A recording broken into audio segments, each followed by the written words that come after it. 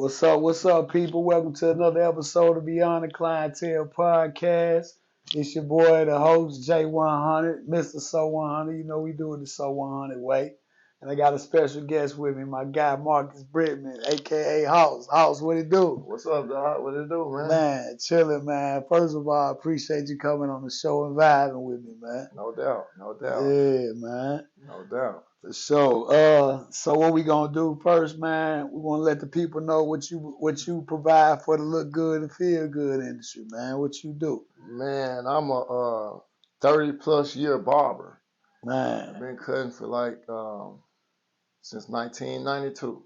92. I started in 92, and man, I've been doing it, man. I've owned my shop for going on 9 years. 9 up. So 9 years in on that, and man, we just trying to do what we can do, man, with these clippers, man. That's what's up, Trying to do what I can do with the clippers, man, and make a living with it. man. And I'm glad to say, man, I know I spent 7 of them 9 over there with you. Did. You know what I'm saying? I appreciate every minute of it too. You Yeah, did I that. spent 7 of the 9 over there with you, man. I appreciate y'all over Yes, there sir. too, man. I appreciate you, man, for rocking with me for 7 years. For sure, man. So tell the people where you located at, man. Man, I'm on Mount Moriah. I'm at 5964 Mount Moriah. Yeah. I'm right next to the Checkers, Title Max, right on Mount Moriah. Yeah. So y'all going down Mount Moriah, man. Y'all see TBZ. Yeah, that's the me. barber zone. That's me. That's me. Sir. Yes, sir. For sure, that's me.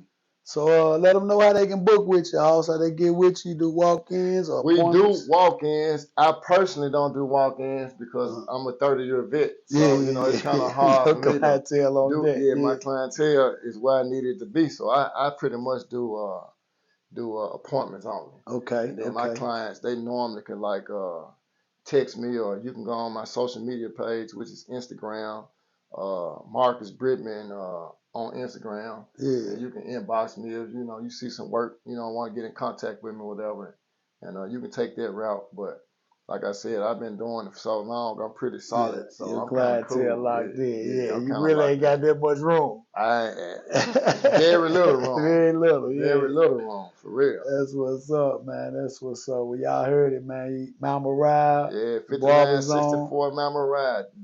TBZ is the sign out front, abbreviated for the Barber Zone. Yeah, that's me. Yeah. That's what's up, man. For sure, man. Well, this show, man, is called Beyond the Clientele, man. So we want a chance for us as barbers or, people in the look good and feel good industry to let the people know a little bit more about us. Right, correct. You know what I'm saying? Beyond the clientele. Of course, the clientele is important. You better believe it. It's time, I think this platform is to let them know who we are beyond that. Mm-hmm. So what I like to do, man, is kind of break it down in decades, right? Okay. So tell the people some things, some experiences in your life, based on the decade, in decades that molded you into the man you are today. Man, well, the first decade, 1 to 10? Yeah, 1 to 10. That would be, of course, those are impressionable years because you're so young, and when you're a baby and you're trying to get to 10, you're trying to find your way a little bit. So, I grew up in a neighborhood where we had a lot of guys that we grew up with. And it was guys from all walks of life. We had cats that was athletes. Right. Man, just video gamers. Yeah. Gangsters. We had them all. So I had the opportunity to kind of be in the midst of all of it. And, I wasn't a gangster, but, I could get, with the program, if necessary, I wasn't with selling no drugs and nothing, but, I was with the guys that did it. I would play video games, play sports. And, my neighborhood, my environment kind of helped me to kind of from that 1 to 10, just kind of being over there with my friends. And really, I was starting to learn them. Because, at 10, I still my mama wouldn't let me jump off the porch yet now. Right. But I still was able to start building relationships to get to the point where I am now. Okay. You know, and from 1 to 10, I say I was in the trying to feel my way. Yeah. Stages, you know. Right. Your like, adolescent. Yeah, my adolescent years. I was trying to get to that. Yeah, so tell me about that 10 to 20. That window, I know that window can be, you know, that could be, that's a big window right there. Dude, 10. You go through a lot of changes in that window. Man, what the hell you saying? Man, from 10 years old to now you 20? Yeah. Dude, that might be the most challenges you go through in your life. In life. Because you were almost a baby, still 10 years old, but now when you're 20, the world looks at you as you a fully grown adult that need to be making adult decisions. Yeah. So you go from being a baby with mama holding your hand to mama and them to let you go and do what you got to do. Yeah, you reaching for my man. Man, dude. So from 10 to 20 for me, I would say, of course, that was elementary, right? How old is it? 10 is what, 3rd grade? Yeah, 10, 3rd, 4th grade or something. Yeah. But you're still in the elementary. So now you go from being in elementary to you fully grown. You might be in college. You might be in trade school. You might be in the military. You might be just in the world. In the streets. It's so much. At 20 years old. So for me. Start with that 10s, that little trend, that little elementary. Man, when we was at tennis, those tennis years, we were starting to feel ourselves a little bit. We starting to like meet people in other neighborhoods, and we going to school with other guys, and we meeting girls, and we was kind of like trying to fit it out a little bit. What school did you go to? My elementary school was in, of course, Memphis, Tennessee. I went to my kindergarten year. I went to Graves Elementary. Graves. Which is off of Mitchell. So that would be considered. It's kind of like Whitehaven still, I think. Okay. Yeah, but it's like on a. It has to still be Whitehaven. Whitehaven, Westwood, Whitehaven. Not quite Westwood. Nah, it's more Whitehaven is on the other side of Twinkertown. Oh, okay. So it's still kind of Whitehaven. Yeah. It's like Whitehaven. So.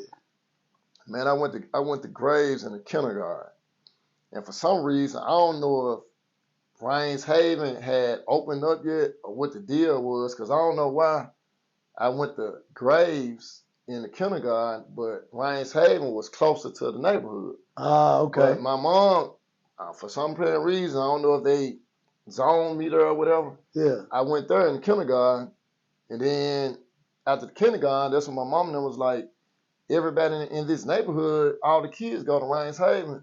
You going to Whitehaven now. Yeah. So I don't remember anything from Graves because I was in kindergarten. But when I got to the 1st grade at Whitehaven, that's when I really started meeting all my friends. The friends you have still to this day. A lot of friends I have to this day. And then like lifelong friends. Like now you might remember my buddy Michael Mason. Yeah, Big Mike and Mason, all us. I met them when I got to the 1st grade. Wow. Because all us was in the, you know what I'm saying, we same age. Rest in peace, Rest in peace, Big Mike, man. You know, rest in peace, man. Man, me and him, we met in the 1st grade. Yeah. Whitehaven, and we grew up together. Like, wow. All us grew up together, so until he passed away, me and him still kicking it. Yeah, I know. Man, we were hanging out tough, so they let you know until his passing, like, which has been, I think we're going on 4 years now. Yeah, about 4. So just think 4 years ago, up to 4 years ago, we were still kicking. This is somebody I met in the first grade. Yeah. You know, so we started building those relationships, and I started developing relationships again with people that I end up becoming lifelong friends. Yeah. And Whitehaven was the school because, man, we was getting to the point where like maybe 3rd grade, mom started letting me walk to school. Because I'm talking about, it's crazy how as kids, when you get older, pick me up every day. I don't want to walk. Yeah. But when we were so young, let me walk to school with my friends. Right. Like you want to walk to school. Yeah, that's your time to socialize and kick it with your people. So I'm like, man, let me walk. So we walking to school, man, walking home, just talking about things from school, in the neighborhood, whatever the case is. And, you know, I was able to, man, just really start bonding with these guys. And, man, you know, elementary kind of like went his ways, you know. It was cool. Then we got to like middle school. Which back then, middle school was 7th, 8th, and 9th grade. Now they got it like 9th, 10th, 11th, 12th is high school. It's high school. Middle school is 6th, 7th, 8th. 6, 7, 8. See, back then it was 7th, 8th, and 9th middle school. You know, and when I got to middle school, when I first got to middle school, it was kind of like overwhelming because when I got to middle school, dude, it was, I remember, it was a girl in the 9th grade, right? She was pregnant. I'm coming from elementary. I'm in the 7th grade. I'm still like wet behind the ears. And it was a student at our school. She was pregnant when I was in the 7th grade. And this blew my mind. I'm like, how'd she get pregnant? You know what I'm saying? But man, grown folks did. And it kind of like got me to the point where I was like, it was an eye opener. Damn, I was like, oh, it's real now. This is real, yeah. Like I ain't in elementary no more. For real. Like I'm in like middle school, and when you in the 7th, when you get to middle school, you feel like, you like one of the big kids now. Yeah. So when I started seeing that, then I started realizing like, okay, then. All right, I'm gonna have to stop all these playing all these games and stuff. You know, we still gonna be time kids. To step up, But now I'm starting to see this real stuff going on in the world. You know, so that middle school stuff, man, was like it kind of like molded me into like a more mature kid. You know, and then like me, I remember like myself personally, I always wanted something for myself. I was the kid that was 13 years old, walking around the neighborhood with the lawnmower, knocking on people's door, asking, "Can I cut your yard for $10?" You know what I'm saying? Like I was that type of kid. And you, when you developed that skill or that, you know what I'm saying, that grind, was it someone who influenced that in your life? Man, to be honest, it was a couple of people, I would say. Like my dad. And my grandfather, Lawrence Brittmon, and my uncle Head, like especially like my uncle Head, he was always entrepreneur. He ain't never worked for nobody. He painted. Like his thing was painting. Like he'll paint your house, dude, from top to bottom, and when he might not even use a drop cloth. Ain't gonna drop a speck of paint for real on nothing. He was like a professional like that. He had became so thorough at doing that. That's what he did. So he made his living painting. Interior and exterior. Of a house. He would do it. And then back then, like when I was 13, 10, 13, 14, 15, whatever case is, like houses back then, the older houses, when they repainted those houses, like in your doors and in the casing of the windows and stuff, we used to have to, because that old paint would start buckling up. You used to have to get a scraper and scrape all that dead old paint up out of there before you put new paint on it. And that was a hard part of the paint, man. For real.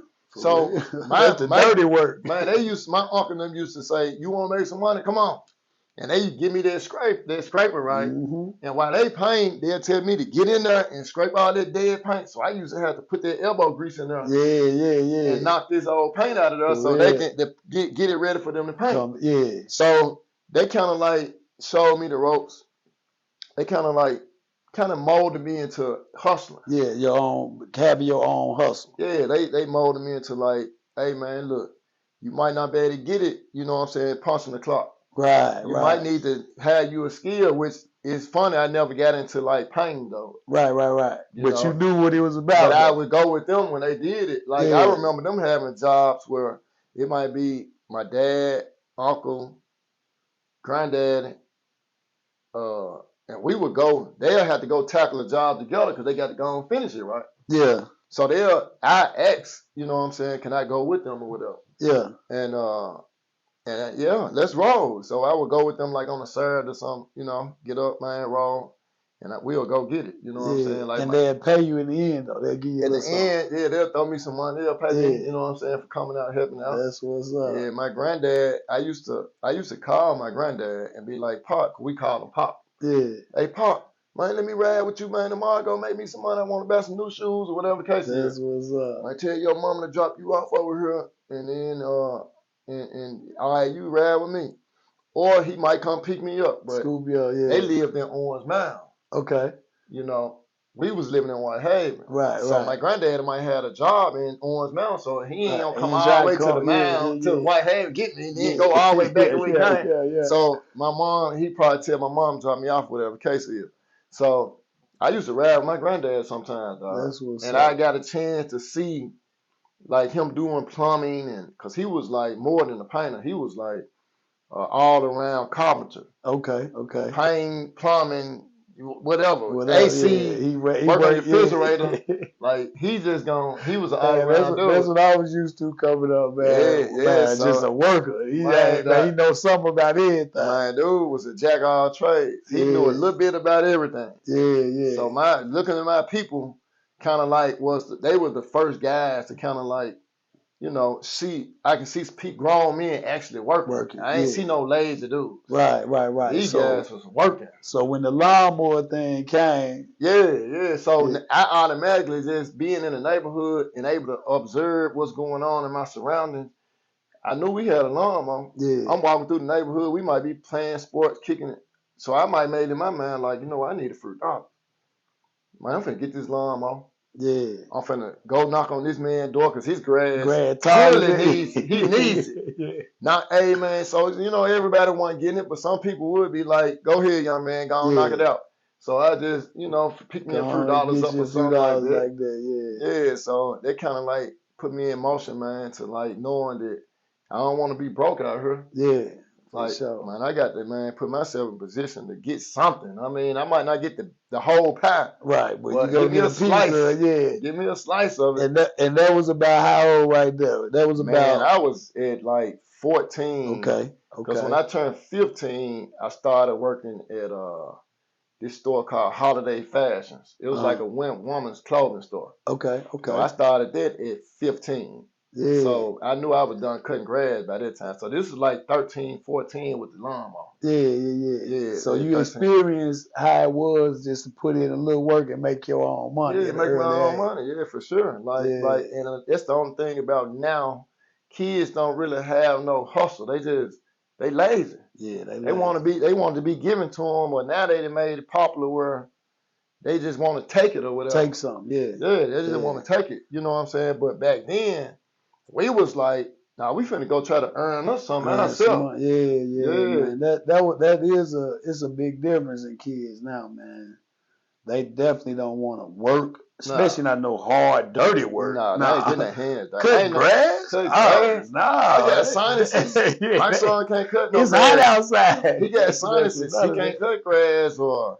They ain't trying to get dirty. They like they definitely ain't trying to get dirty. Yeah, like I ain't had no issue with it, dude. Yeah, that's crazy. Because I know I got a tub at the house. Damn right. I'm finna go on and get dirty now, but as dirty as I can to get right back clean. Man, because I'm going with tomorrow. Man, going by them Jordans. Yeah. So I'm ready to sacrifice right now. So for sure. Later on, I'm gonna be at school and everybody gonna be like, "Ooh, Mark, got them new Jordans." Yeah. You know what I'm saying? So I had an ultimate goal in the end. You better believe it. You wanted something. I wanted something out of life. Yeah, that's what's up. So boom, 15, you started working. Yeah.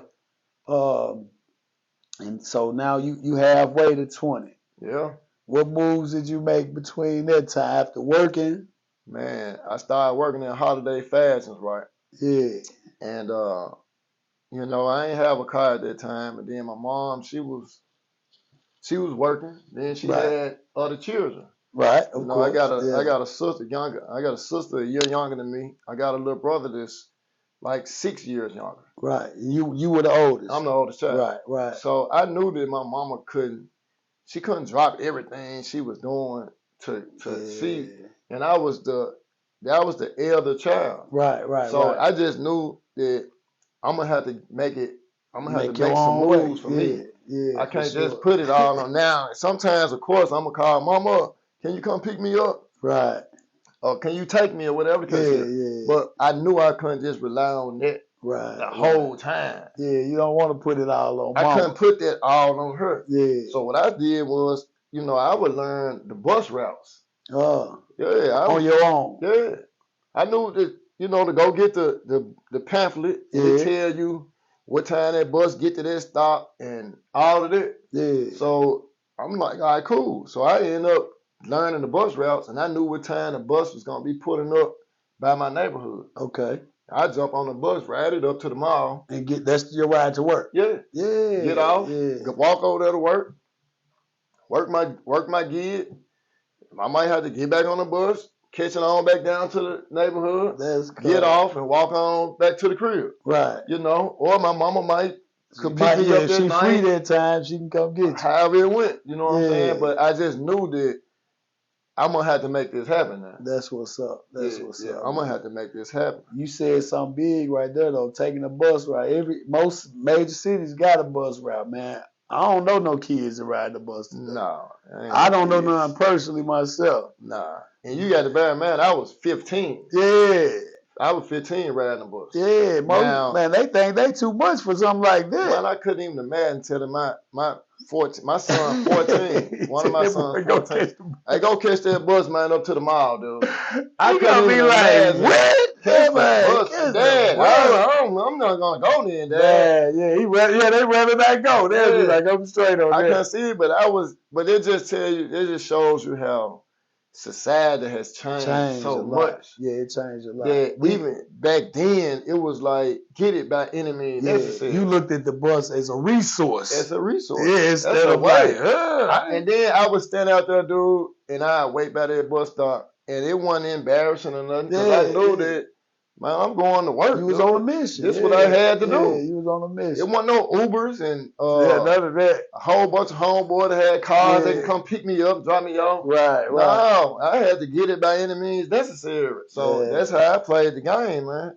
That's what's up, man. Yeah, that's how I played the game. So, those years, man, just the working, and then I ended up transitioning to high school. And when I got to high school, of course, that was a whole nother level. Yeah. That's a new chapter. Yeah, that's another chapter when you start transitioning to high school. So now you seeing bigger kids, a lot of more pregnant girls. Yeah. Conversations are a whole lot different now from the kids in junior high. Junior high conversations is one level. Yeah. High school, it's a whole other level of conversations. So now I'm intertwining with that. And I'm meeting people, man, and I'm starting to see like, all right, cool, 10th grade was all right. But then 11th grade, you still kind of cool. But by the time you get to 12th, you realize like, oh, it's finna be over. Yeah, here come life. Here come life now. Yeah, here come life now. What you gonna do? And, I end up kind of, doing my thing, getting through school. And I had to make a decision when I graduated, like what I was gonna do with my life. Right. And one time I got a cousin that's a master barber. He's been doing it longer than probably 15 years before I got into it. Yeah. But he was like, what you gonna do, dude? What you gonna do? And I was getting my hair cut for class day when I was a senior. And I was like, I don't know. Now that I think back on it, he might have just been asking me out the blue just what I was going to do with my life. Right. Or my mama might have asked him because, he was pretty successful. Right. He was probably, if I was 17, 18, he had to been 23, 24. Oh, so he wasn't much older than me, but he got to be about 6 or 7 years old. Okay. About 6 years older than me. Okay. So if I was 18, he was probably 24. Right. So by the time he 24, he had been cutting for some years. Yeah. And he had snapped himself in North Memphis as one of them guys to come get your haircut by. So he was making good damn money. Right. And haircuts wasn't even high as it is now. My haircut might have been $14 or something, haircut shave, but he was doing stay saws and everything. So he getting it. You getting it. So everybody in our family knew that him and his dad owned the shop. Okay. So his dad was a barber. So they lived a great life. Right. You know what I'm saying? Off the haircut. Yeah. So yeah. everybody in our family knew that they did well. So yeah. when I'm going to get my haircut down, of course my mama like, hey, Poe, talk to your cousin. Yeah, talk yeah, to your yeah. cousin Talk to and your see cousin. what he want to do with himself and give him some ideas. And one particular time I went, got my haircut for my class day, and he was asking me what I'm going to do. Yeah. And I was like, well, I don't know, cuz he was talking about college. I was like, nah, I don't think college. You weren't feeling I'm like, I'm ready to get out of school. I don't yeah, really want to go back to school. another school. I don't want to do school. He was like, the military. I was like, no, I don't see myself going to the military either, cuz. And then he was like, well, go to barber school. And I was like, cuz I can't cut no hair, dog. Like, that's why you go to school. He was like, man, just go to school, man. You gonna figure it out, man. They gonna teach you how to cut that. And I was like, nah, which he probably was trying to get me to go to school so I ultimately come work in their shop or something, probably. I don't know. Yeah. But that ain't how it ended up working. But I ended up graduating. And like I said, I tell this story a lot of times. My mama gave me $100 as my graduation gift. Uh-huh.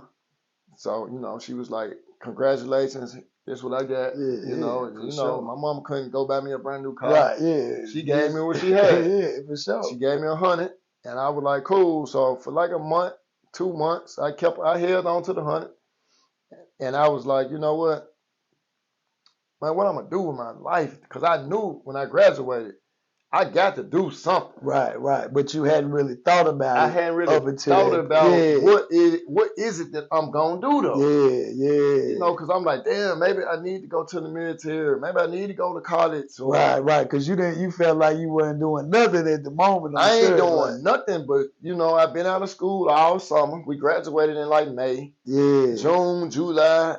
We in August. You know, folks finna start going off this college and going back to high school. So when everybody started kind of going off to school, like September-ish, I'm like, damn, what I'm gonna do?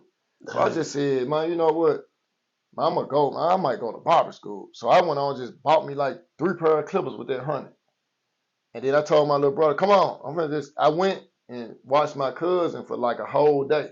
Uh-huh. I went to the barber shop and I just sat in there and I took a pad with me. And I was like, just going over the steps that he was doing, cutting people's hair. Yeah. And I was just writing it down. I was like, okay, he started balling this first at the bottom. Then he started blending this. Then he lining it. Then he, et cetera, et cetera, et cetera. Yeah. So I would go home and tell my little brother, come on. And I would cut his hair. Practice on him, yeah. Because now, you know, if I was 18, my little brother probably was like, he was 12. Yeah, he's 12 years old. So, come on, nigga. You ain't got no choice. You ain't got nothing else, We ain't got to buy no haircut. You ain't got no choice. So this finna save mama. Mama ain't got to start, keep taking you to the barbershop no more. Yeah. And she ain't got to spend that bread on you. Yeah, so, and then in hindsight, she looking at you trying to do something. And then it helped me at the same time. So I used him as like my little guinea pig. My little brother was like the first person who heard I ever could. So if I had to do a movie one day, then my little brother role is gonna be, who was the first person I ever could? Oh, my little brother. Yeah, your little brother. Yeah. My little brother. He was like 12 years old. Right. Yeah, so he was the one. And I just started on him. And I kept going until I started getting real comfortable with the clippers. Mm-hmm. You know, he might have was at that time. He might have been the freshest kid at the school. Yeah. Because when I started getting real decent with it, I'm cutting his hair 2 or 3 times a week. Yeah. He chopped. Come on, dog. Come on in here. He chopped. And then I'm chopping him. He might have been getting literally a haircut every other day. Yeah. For probably about a year. Cleaning it right back up. I just need to go through the steps and get comfortable with it. I need to get this line out of here. I need to know how much I need to lay the top down. I need to know how to put that line just right. Yeah. So come on, dude. And man, I started cutting him and I started getting good at it to the point where his little buddies in the neighborhood was like, man, Travis, who be cutting your hair? My brother. Might see if he'll cut me. Yeah. They come over there, start cutting the few of them, and then that's when the hustling kicked in again. Right. What I started doing was, all right, cool. I'm cutting my little brother, a couple of his partners. I'm getting to the point where I'm getting familiar with these clippers. I'm getting pretty good. Yeah. I went and I went and enrolled in barber school. So okay. I started barber school. But on the hustling side, I went in and I went and got this paper, white sheet. I blocked it off in sections. So it's 4 blocks on the paper. Okay. I went and I put my name, number, and I wrote on there like I'm a student barber in the neighborhood. You know, what did I put on there? If you're interested in the haircut's $5. I'll come to your house and cut you. Yada yada yada yada. So I went and got like all kind of sheets, 100 sheets of these papers printed up. Oh, you making a little flyer base. Yeah, okay. I got them printed up. So now when I got them home, I cut them up, and now I got like each sheet is 4 flyers. You got 400 on that. So now I'm walking through my whole neighborhood, put them in mailboxes. Which you can do that back then, you can't do it now. Yeah, it's a federal charge now. It's a federal charge. Then you don't want no internet come to your house. Right. Yeah, you say you're a barber, you come to my house, you might get in my house and then up the pistols on us. Take everything we got now. So you can't do it now, but back then I was able to do that. Yep. I walked my whole neighborhood and put flyers in mailboxes. And I started getting phone calls from people like, hey, I live on such and such street, man. I'm trying to see you come cut me and my boys' hair. So, cool. Man, I go around there, start cutting hair. Building the clientele up. That's cold. I ain't know that, Hoss. I ain't know that part. That's how I started. I started building my clientele up. So, it was one of my clients. It was one of the guys that stayed in some townhouse right around the corner from us. Flyer in his mailbox. He like, cool. His name was Danny. He came to my house, and I cut his hair. Chopped him up. Because by that time, I had got solid good. Chopped Danny up. Danny was working at a car lot right around the corner at Chrysler. Danny go to work. He working in, I don't know, in the mechanic part or something back there. Danny going to work. Man, them boys up there were like, bro, who cutting your hair? They say Danny chopped up. Danny chopped. So, Danny like, I got a little young dude cut me in the neighborhood. So, they like, see if he'll come up here. Wow. Man, I went up there, and I started cutting them guys up. Man, so now I'm really starting to pick up steam. Yeah. So, dude, it just started getting to the point where it just started growing like wildfire. Dang. That's how I started with it. So you done hit 20. You ain't hit 20 yet, or you have hit 20? At this point, I'm probably at about 19. About 19. You ain't hit 20 just yet. I'm about to transition about 20. Okay. I probably hadn't got to 20. I might have did just get to 20. Okay. Yeah, so a couple years in, I probably 20. So boom, say you at 20. Now your 20 to 30 window coming. Okay, yeah. Your 20 to 30 window gonna get real. I know it get real. Man, 20 to 30 gets so real. Damn. So yeah. Like we said, every decade it gets another mad level. real. Yeah, it's another level. All right, so 20. I remember at 20, I was in barber school, but I still needed money. So I would still work little odd and end jobs. Yeah. Dude, I took a job at Crystal's. The hamburger place. Little sandwich. Yeah, little sandwich place, Crystal's. Okay. Took a job there on Getwell. My cousin was working there. So he was like, cuz, I can get you on that Crystal with me. Bet, get me on, cuz. Cool, boom, I started working at Crystal's. Him and his girlfriend at the time was working there. Okay. So they working at Crystal. We working at Crystal. I'm probably right at like 20 years old. Yeah. And you in barber school at this time? I'm in barber school. Right. But I was and working you still at Crystal. You cutting it at the crib, moving around, mobile and everything. So it was like, in the Crystals I was working at was on Getwell. Mm-hmm. It was on Getwell and like Park. So it wasn't that far from the University of Memphis. Okay. It's closed now. Yeah. I think now it's Memphis Wings or something like that now. That building is like Memphis Wings. It's right next to a Subway. It's on Getwell Park. If you coming up Getwell from Cheens. Oh, okay. Yeah. You know Cheens at on Getwell, crossover roads, like you going towards Park. Before you get to Park, it was on the left-hand side. Okay. It was a Crystals, and it's a Subway and it's a little plaza with a little grocery store and stuff in it. Yep. Save a lot, I think, or something. In that plaza. Yeah. So I was working at that Crystals. Okay. I was working the third shift.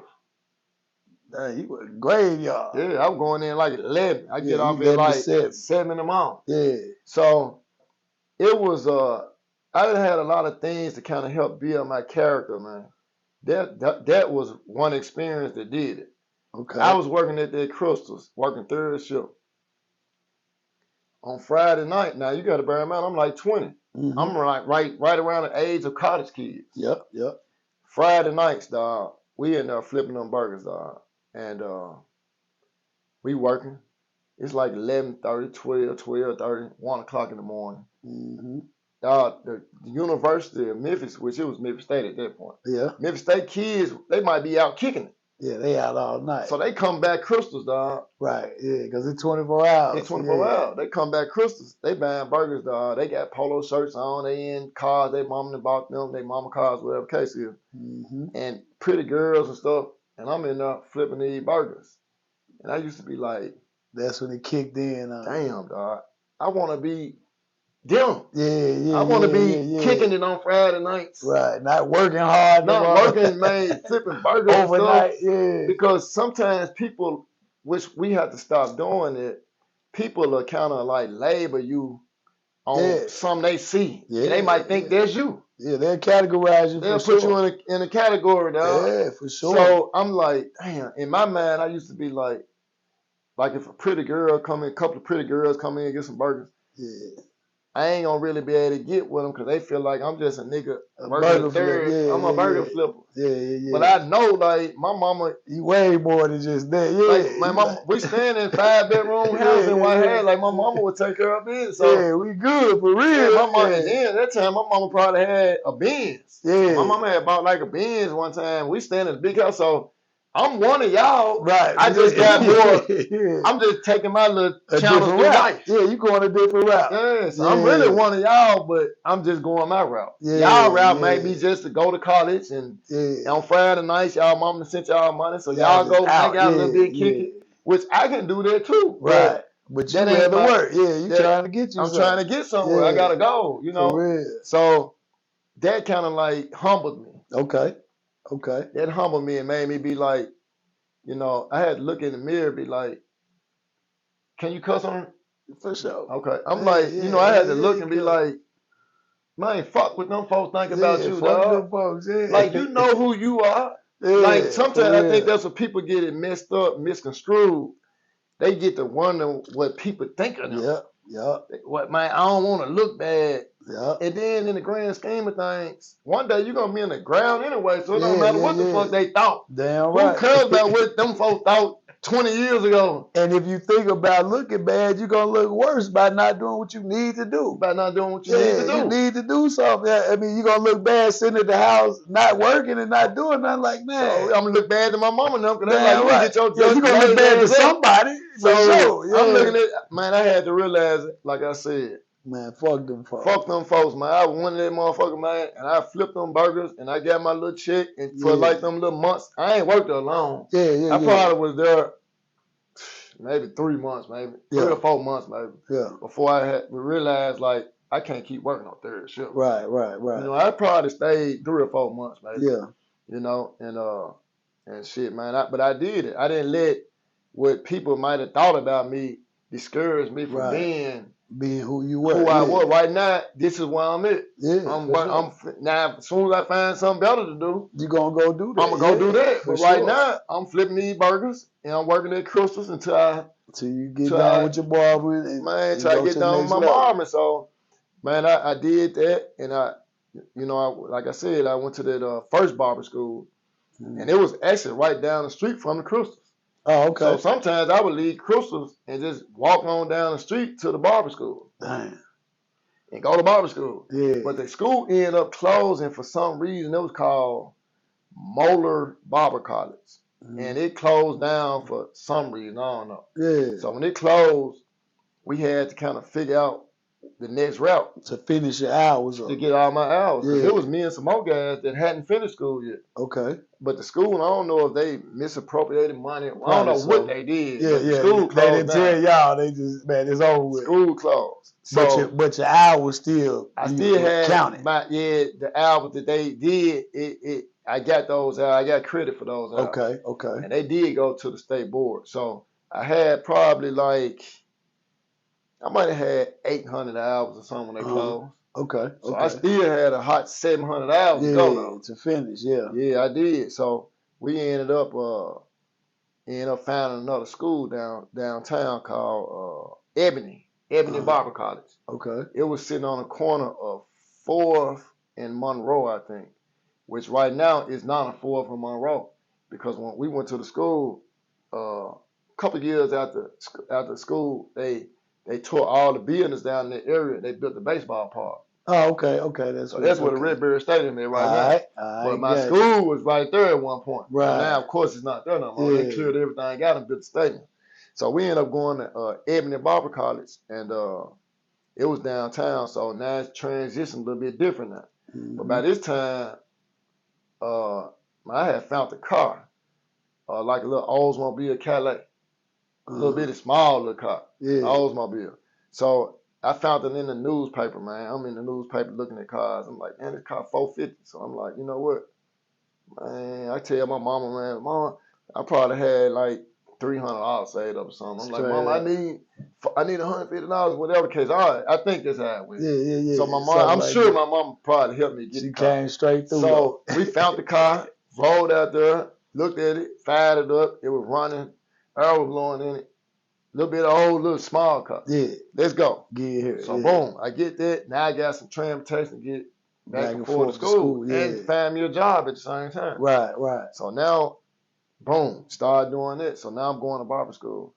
But then I had another little job working at a warehouse somewhere, worked at, and I just realized like I'm really not going to school like I supposed to, because I'm working a job. Then you get up, you're tired. I'm like, I ain't going today, man.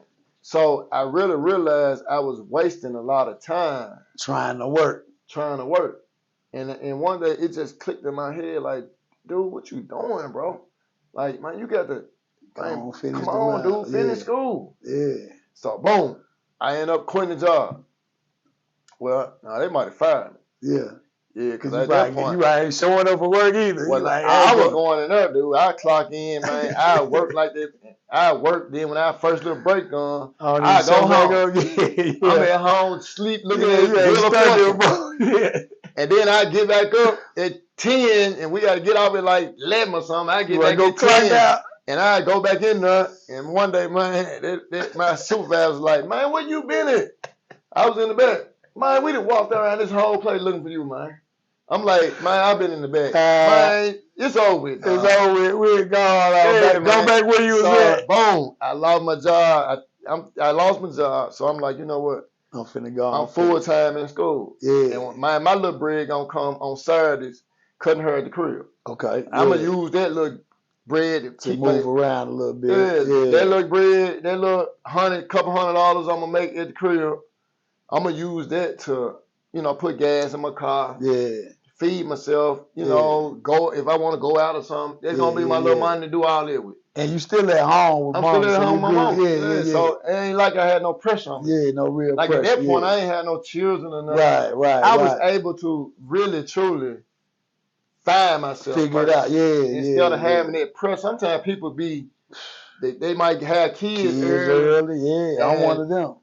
And now all of a sudden, you forced to do something. You can't even get fired from that job. Yeah, I can't. You gotta stay at Crystals. You know what I'm saying? You got to stay. You can't get, so a lot of people had those kind of, extremes looking them in the face. But you, I didn't have it. You were still my mama trying to figure yourself out. No, I was able to do it. That's good. And that's how I kind of like quit the job, went back to school, finished up, got my hours, and one of my homeboys, Cassell Williams, his dad was friends with this older guy, Mr. Harris, and they had a barbershop in South Memphis. Yeah. And I'm cutting Cassell hair at the crib, you know, on Saturdays. You know, he one of my customers. I'm beaming shout out to Cassell. Yeah, my boy Sell, boy. Little short ass. Short ass. But man, Sell, like, house, man, my dad got a friend, man, in South Memphis, got a barbershop, man. Man, he need a barber bad. And I'm like, for real? Where is it? South Memphis. I said, bro, I ain't really familiar with. Like, my family was from North Memphis and Orange Mound. And I grew up in Whitehaven. Yeah. Those was the areas I frequented. Yeah, I ain't really go to South Memphis, dog. Like, I ain't know a lot about South Memphis. Right. To this day, I don't really know nothing about Fraser. Right. Raleigh, because I don't really know nobody out there like this. So you can take me to a street in Raleigh and say, get home. I'm going to have to put my navigation on. Yeah, you can't even get up out of there. Dog, but my Sale was like, my dad got a power, like, but at that time, I was just cutting at the crib. Yeah. I still didn't have my license yet, but I had got my hours though. Okay. So I'm like, all right, cool, I'm gonna go meet him. So I got his number, called him, and he was like, all right, cool. So I'm still cutting at the crib. But he kept on calling me like, hey, young man, I want you to come meet me, man. Come check the shop out. Yeah. And I was like, okay, cool. I still didn't go. Wasn't going. He called me again, hey, young man. So I got to the point, all right, I'm coming. So one time I went on with. Yeah. I said, you know what? Let me go on out here and check out, you know what I'm saying, the man. And when I pulled up, like, that's before cell phones. I'm trying to find this man's shop, dog. Couldn't find this man's shop for nothing. Like, I'm going down these streets, he's telling me to go down, but I could not find this damn barbershop, man. Right. So I got to pull back out to a corner store, get on payphone, call him. How you say get here again? Where you at? Yeah. I'm on this street, that street, the third. He like, no, come this way, that way. Finally get there. I get there, I go on like a Monday. He closed. Ain't no other business open in the plaza. So when I pulled up, and I was looking like, nah, I'm finna keep moving, dog. Yeah. I'm finna keep it moving. Just from the outside. From the look of the area, I was like it's in South Memphis, and then it just looked like it was in a dead space, dog. Okay. It didn't look like it was no action over there. Okay, yeah. But like I said before, like, one thing I'm gonna do, man, I'm gonna be a man of my word. Right. If I tell you I'm gonna do something, I'm gonna do it. Yeah, I'm gonna give it a try. And I told him that I was gonna come and sit and talk to him. And one thing I debated on pulling off, but I said, damn, I told your word. Yeah. Mr. Williams, this Mr. Williams' partner. Okay, yeah. And if I just pull off, he might be like, damn, what's up with your partner, man? Man told me to come and have me up there waiting on him. He didn't show up. So I said, you know what? I'm gonna go on in. I pulled up. I went on in. Knocked on the door. He talking to me. We talking. And he was like, you know, I need a barber bad. And I was like, okay, cool. Well, you know what? I'm going to consider it, man, yada, yada, yada. So I ended up leaving, and I went back to doing my thing. Back to the crib. Man kept calling me, dog. For real? Oh, he had to call you again. Like, hey, man, look, man, what you thinking, man? And I was like, I don't know. He called me again. I don't know. So I said, all right, I'm going to come over there and just try it one Tuesday. So I went over there one Tuesday, and I took all my clippers. He was in there by himself, cut. Yeah. Man, dog, the man, dog, on like a hot Tuesday. I'm sitting in there. I ain't got nobody, of course. I ain't got no customer. Yeah. He 7, 8 people sitting around the shop waiting on him. He booming. He booming. This man booming every day. So he booming. So he like, man, just be patient. They gonna start coming to you. So, you know, boom, I'm cutting him. He in there, he cutting. So I started telling some of my clients to come to the shop. Come to the shop, man. Yeah. So they can see me doing some work. Working. Yeah. So they started coming. Some of them started coming. Of course, I lost a lot of them. But some of them, you way out there from Whitehaven, which really ain't that far, but I get it. But yeah. So some of them started coming. So the ones that was coming, I was getting enough action, and it was very few of them. Right. Like, I might have one a day. Okay. That might come to the shop. But this 7 was watching you. But niggas is just watching. Like, then they was giving me the nickname, the Rook. Rook, what's up, man? Like, I was a rookie. Yeah. So I went through all of it. So I end up staying the course. And then I was going to quit, but I realized, like, Mr. Harris really got something going on. I'm just going to have to really cement myself over here. Yeah, because you see, he booming. He booming. And I did that. I stayed the course. I cemented myself. And when I started noticing some of them let me try this man out. Instead of waiting. Yeah, I ain't going to wait. Harry got 7 people. Yeah. Man, you think you can give me mine? Come on, I'm going to go and try you. Boom. They sit down. And when I called them, they realized, like, damn.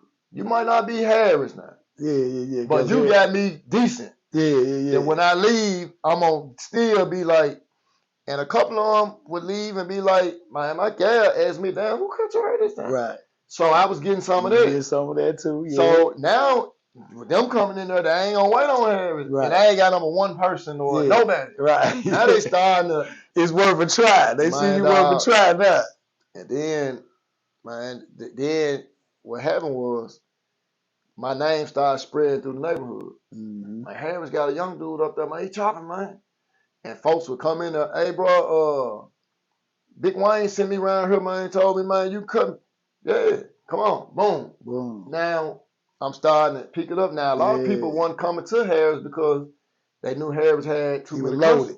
Yeah, he was loaded. So now them people that were going to other shops in the various places, they know they got a young dude in the neighborhood, they started coming my way. Dang. So now I started building my clientele up in the shop. And then when I started cutting some of my guys, I ain't gonna mention their name. Yeah. But when I started cutting some of my big heavy hitters, they started putting it out. Everybody took their word and bun. Yeah, they following them. So now I'm looking like, damn. I mean, but you know what? Just for the show's sake, I think you can say their name, man. You know what I'm saying? It's good because that's part of your evolution now. Yeah, and that played a big part in building your clientele. And you know, we talking about haircuts. Right. Yeah. So you know what I'm saying? Yeah, that's all it was. Yeah, but like my people like Big Wayne. Yeah. He was one of them figures that was in the neighborhood that had a voice in that neighborhood, in that community. Right. And when Wayne started kind of like rocking with me, it made like partners like my boy Lil C. A lot of people know him, Craig Pettis. You know, they look at him as an American gangster, but I looked at him as a client. Yeah. So he was your client. He was my client. So when Lil C them started coming, then all them other cats from the neighborhood started coming through. And my boy Nuki and Tino, just everybody started coming my way. Coming your way. Dude, I started getting like, you know, I see how people be like, and I'm a firm believer where you could be like down and out one moment. Mm-hmm. Like you like, damn, where life could change. Where it's gonna come from?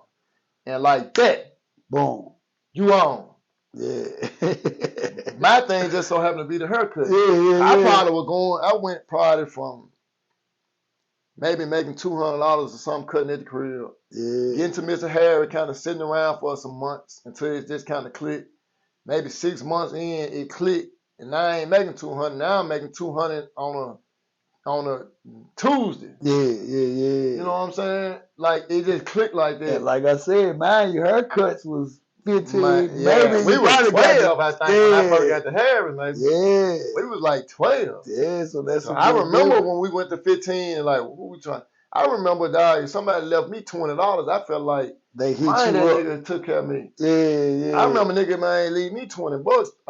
And I felt like, nigga, man, he fuck with that man fuck with me.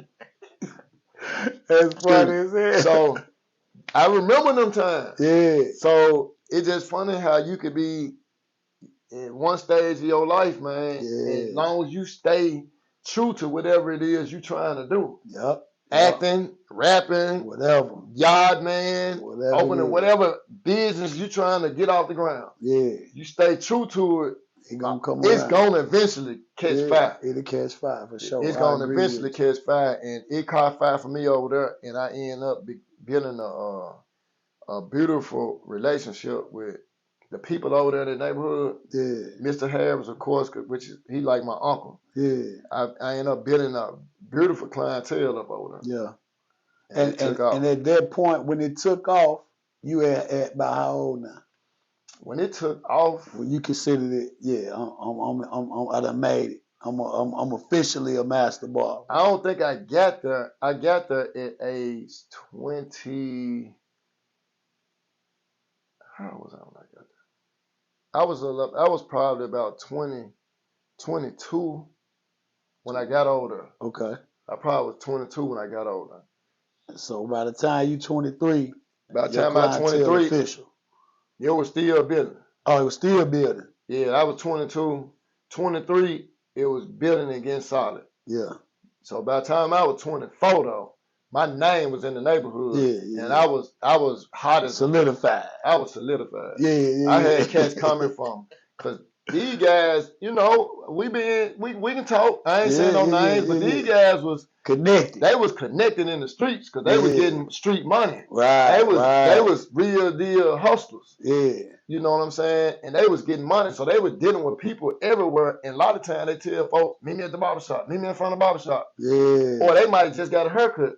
And they like, damn, bro, what the hell you get cut at? Yeah. Because I ain't gonna lie, at that point, I love the game. Right. I love cutting, and I love the results. I love for somebody to call me, hey, Marcus, this such. He said he came around there and got his haircut. Can you cut my son hair? Yeah. I love it. Was like I'm like paid in full when what's Cameron's name in paid in full? Not Cameron. Money making mitts. Money making mitts. Like I love the game. Yeah. I love this shit. I love to walk in the club and these folks know this me. I love that shit. He was like, that's how I was with him. Like dog, my boy Kawhi's Karen, he would have these parties, dog. Back then, dog, everybody in that surrounding area would come to his party. And Kerry had epic parties. Yeah, I done been to he had epic South Memphis parties. Yeah. And Kerry was one of my good friends and one of my clients. Yeah. So I would go to his parties and I'm from Whitehaven. Right. I'm walking through the party, niggas, Mark, what's up, Mark? You done got out the house. This is the love I was getting. And you about cut everybody as most of these had it. The who's who anyway. Dog, and I would get that kind of love. So I just loved the allure of what came with it.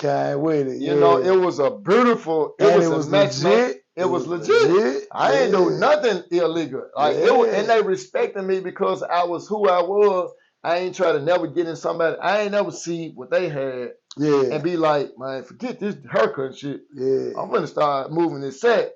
Such and such, man, put me on. You didn't have that feeling you had at Crystals no more. The feeling at Crystals, you know, like how the people walking in, like, oh, you beneath me and all that. Right. You have found your space. My niche. This it. This is what I can do to make my living. Yeah. And I got in it and I rolled with it and it became extremely profitable for me. Like I was able to go over there and some people would be like, it's a hole in the wall.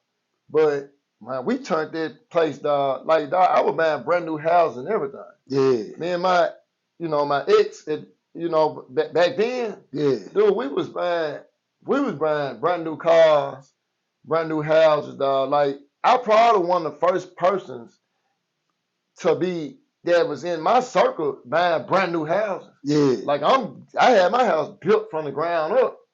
Like, I was doing that, and I was probably.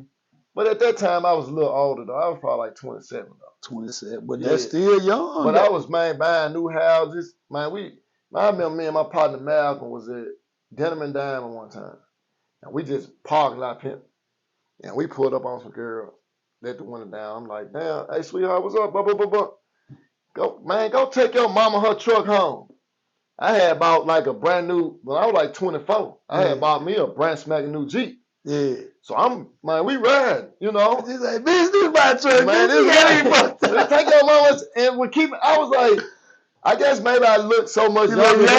You look and I'm riding a brand spanking new Jeep. So I'm assuming they was thinking that she swear you in your mama. But no, I'm like, dog, this ain't that, man. This ain't that. I got me some money, man. For real, you don't know who I am. It's look, you know that probably was one of them college girls that were coming in Crystals, goddamn. You know what I'm saying? It could have definitely been one. That shit came full circle. She don't even remember. I'm the same nigga that said that a bag of burgers, bitch. Yeah, I'm the one, for real, that you thought probably wasn't nothing. But all the time, I'm still going to my mama's house. We in 5 bedrooms. I'm flipping brand new Jeeps. And I got some money in my pocket. And I'm going to go to the shop 2 in the morning and get back and make some more money. Damn right. So it ended up, man, working out. So it's just, man, when Cassell turned me on to Miss Harris, it turned me on. Change your life, and I wouldn't have thought going over there that it would turn into that. Yeah, and then it's crazy just to rewind a little bit how you say you had the conversation with your cousin. Right. And they anticipated maybe you'll come there. Yeah, which I'm sure they probably and you would have been welcome to get there, I'm sure. But it just goes to show, man, paving your own way is always gonna be the best way, man. Man, sometimes you got to make your own mark, man. Yeah, for sure. You know, people, and I'm sure if I would have went to my cousin's shop, I would have still been successful. Yeah, definitely. Yeah, for sure. Just hearing how good they were doing, you was automatically gonna fall into the pot. But I feel like God's plan was for me to go to your own way. Your own way. And now I be trying to sit back and visualize me being in North Memphis, but I can't see me being there. The formula wasn't going to be the same there. Yeah. It was like, dude, my time in that neighborhood. Yeah. What they had going on. Because now you go over there now, the neighborhood dead now. Ain't nothing going, It ain't popping like it was popping back then. Right. But my timing then to get over there when I got there, it just seemed like the time was perfect, dog. Perfect time. And I think sometimes things line up the way they supposed to line up. Real. Like I got a cousin that's in the music business. He's in Atlanta. His production company called Bangladesh, which he was in Atlanta, and I think he got one of his cousins' beat machine. And he was just playing around making the beats with it. Yeah. So he kicking shit with the beat machine, and some kind of way started getting good at making beats. Yeah, just messing around. So his partner, one of his close friends, got a cousin named Chris Lover that's on the radio. So Chris Lover made a decision he finna start rapping. Yep. He ended up getting him a deal. So he had to get in the studio and start doing some records. Yeah. So my cousin partner, which turns out to be Chris Lover's cousin. Which his partner name is Lil Faith. Lil Faith. Yeah. Which is with Ludacris. Yep. Chris Lover ends up being Ludacris. Yeah. So Lil Faith listened to some of my cousins stuff, like, cause they partners. So he over there at the house with him, man, he let them hear stuff. Man, you need to let my cousin hear this, dog. Dang. So you think, I'm sure he probably, I wasn't there, but I'm sure he probably like, man, you think this shit hot enough? Yeah, man, this shit bumping, dog. Boom. He let Ludacris hear it. Ludacris like, damn, I need to put something on this right now. I'm assuming this how it went. Yeah. Boom. He get in there, dog, lay some of these tracks down. And which I just found out, I don't know who Ludacris had his deal through, but it was some big time company. They had another producer that had, which was a big time producer. Nah, I know who it was. It was Organized Noise. Organized Noise had did all the shit for Outkast and Good and Mob and all them, so they was hot. Yep. So they pushing Ludacris to let his first single come out. One of the beats that Organized Noise made. Yeah. But Ludacris in his heart felt like this junk right here, man, that my boy Bangladesh did. Yeah. This shit is gonna be the joint. And I guess I'm assuming Ludacris persuaded them folks to let that be his first jump. And it ended up being What's Your Fantasy? So Ludacris dropped What's Your Fantasy as his first hit. And when it came out, it boomed. With Shauna. Ooh. It went crazy. And that was my cousin just kind of bullshitting, making beats at the crib. It ended up being his first official record that ended up doing anything. That's the universe, like you said. And it's the universe because it lined up for him. Yeah. One of your best friends just so happened to be Lil Faith, who got a cousin that's Chris Lover on the radio. It just got a deal, worked his way. Ludacris had to do what he had to do to even get him a deal. He got him a deal, and now he got to get some beats.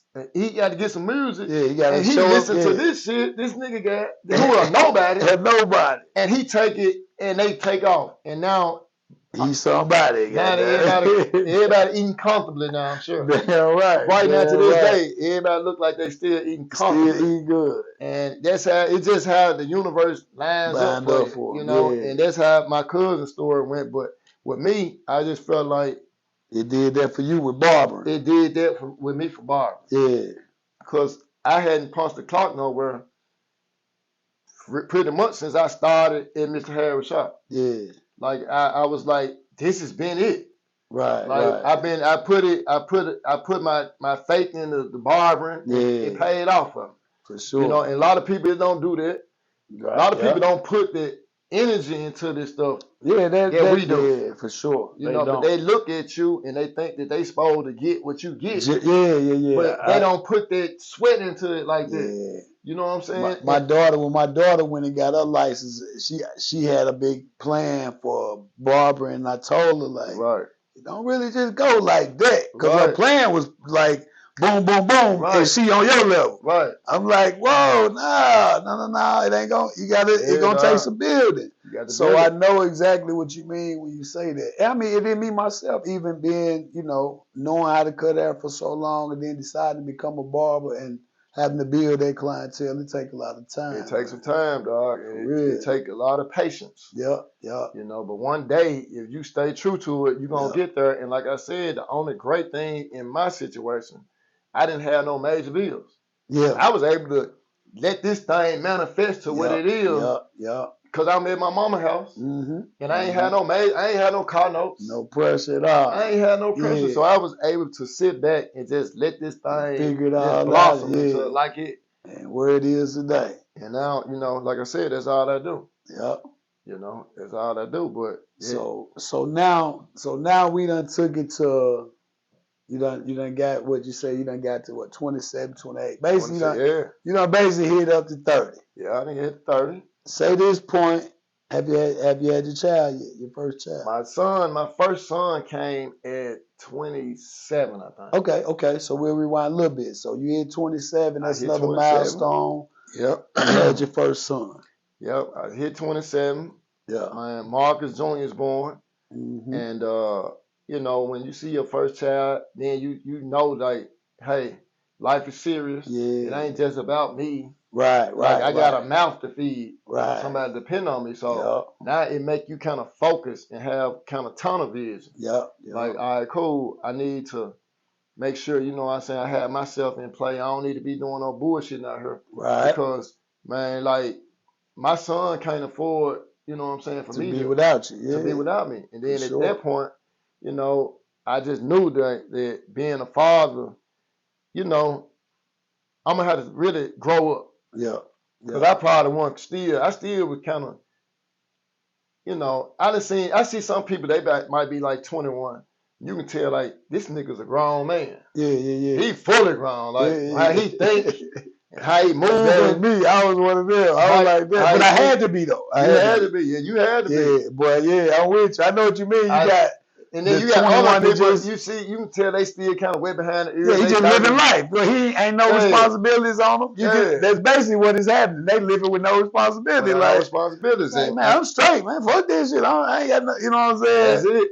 And with me, I just felt like, now I wasn't just no kid-ass dude. Right. But I just knew when he was born that, all right, cool, we're going to have to go on. Yeah, no nonsense. Yeah. No and that's when me and his mom at the time, we made the decision to start buying houses and kind of like making a family. Yeah. We started trying to make a family. So from that 27-ish, 28, 30-ish, that's when I was buying a house. And I was kind of really more stable financially at that point. Yeah. And she was, she was stable. She was working at AutoZone corporate office downtown. So she was stable in her job.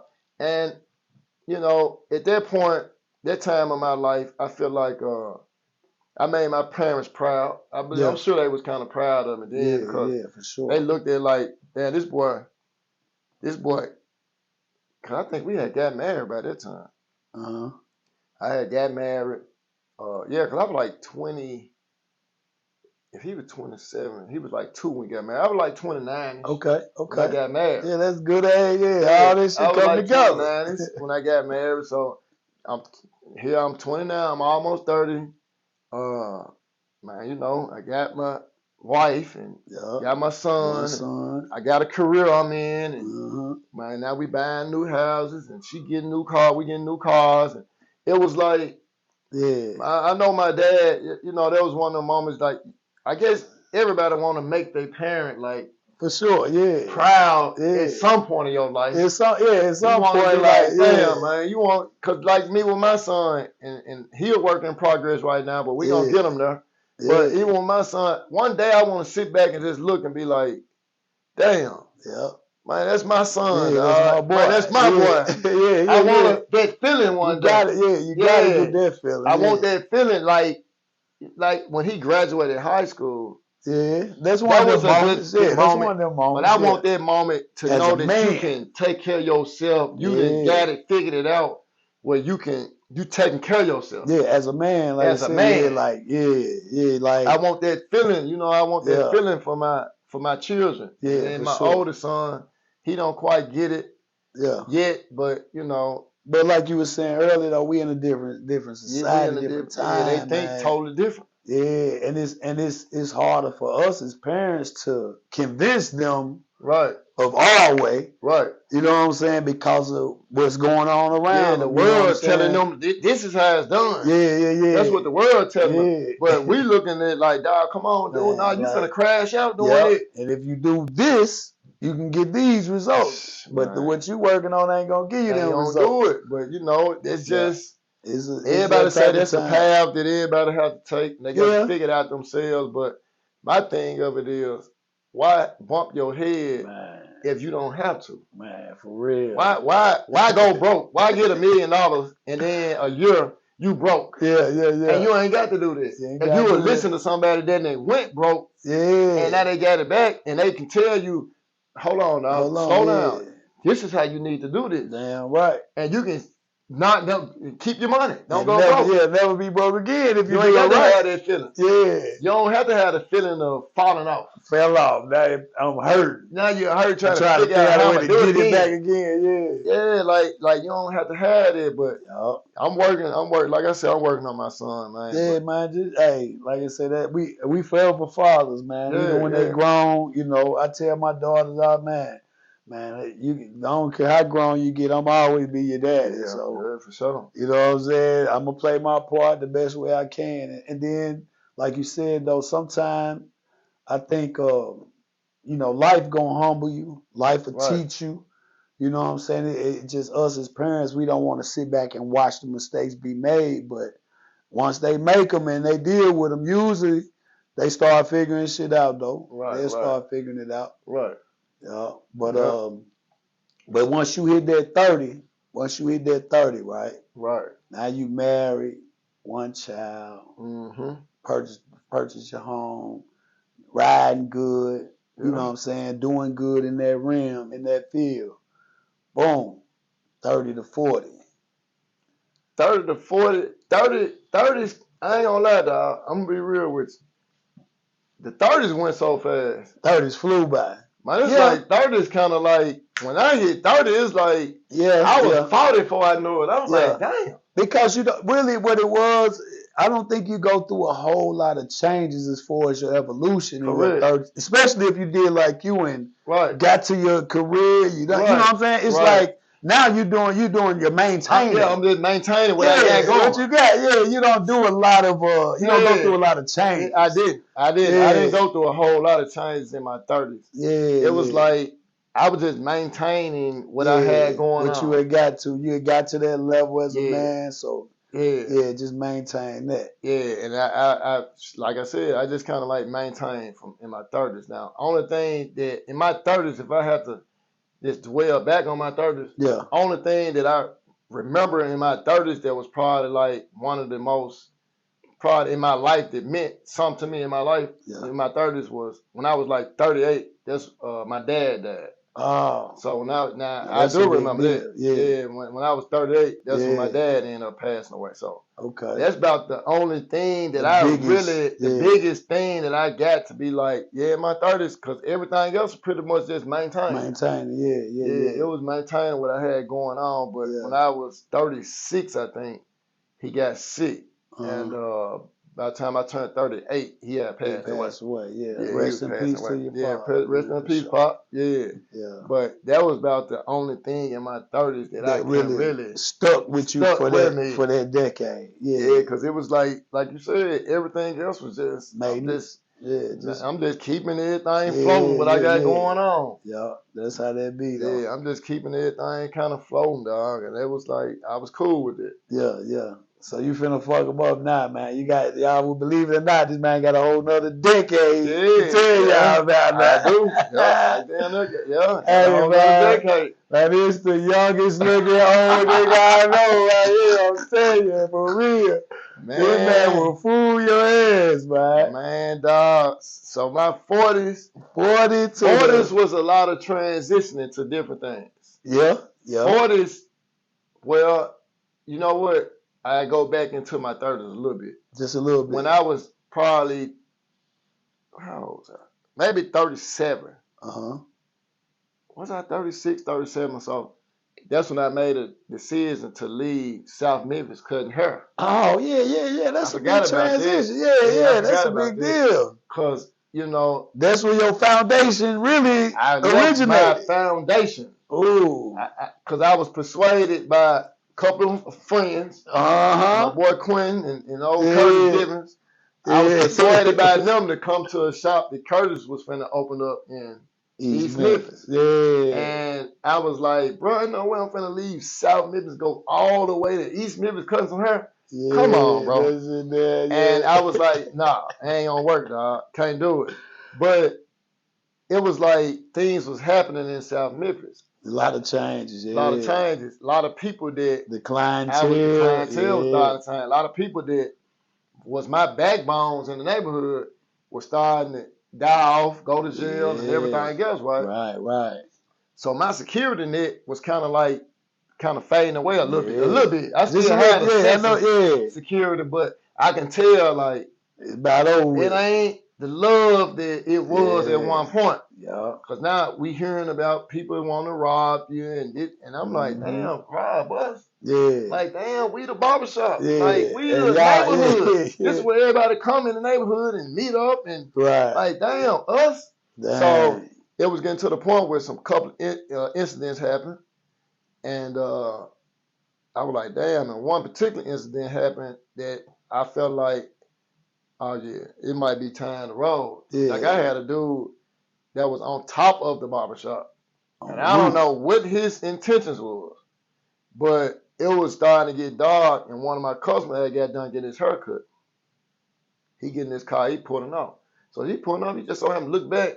He see a dude standing on top of the barbershop. On the building. I ain't never seen nobody on the building. Dang. So he was pulling off, he said, Mark, man, there's some dude on the shop. On top of the building. I'm like, damn, for real? So I'm cutting on my last customer. And I'm the last person at the shop. Right. So I tell my boy Matthew, man, Rab had a barbershop, man, and you see somebody on the bill.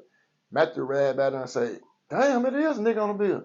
So I'm like, damn, for real? So what, and he just standing up there? He's kind of scooting down, like he high waiting. Yeah, like he waiting. But I don't know, like, what he doing though. Yeah. So I'm like, damn. So, dog, I ended up, man, finishing my client. I cut all the lights off. So I told my client, when I open this door, dog, run to your car, man. Because I don't know what this nigga on. Right. Like, run to your car, get in that motherfucker to take off. And I remember my customer, it was Lil Bugs.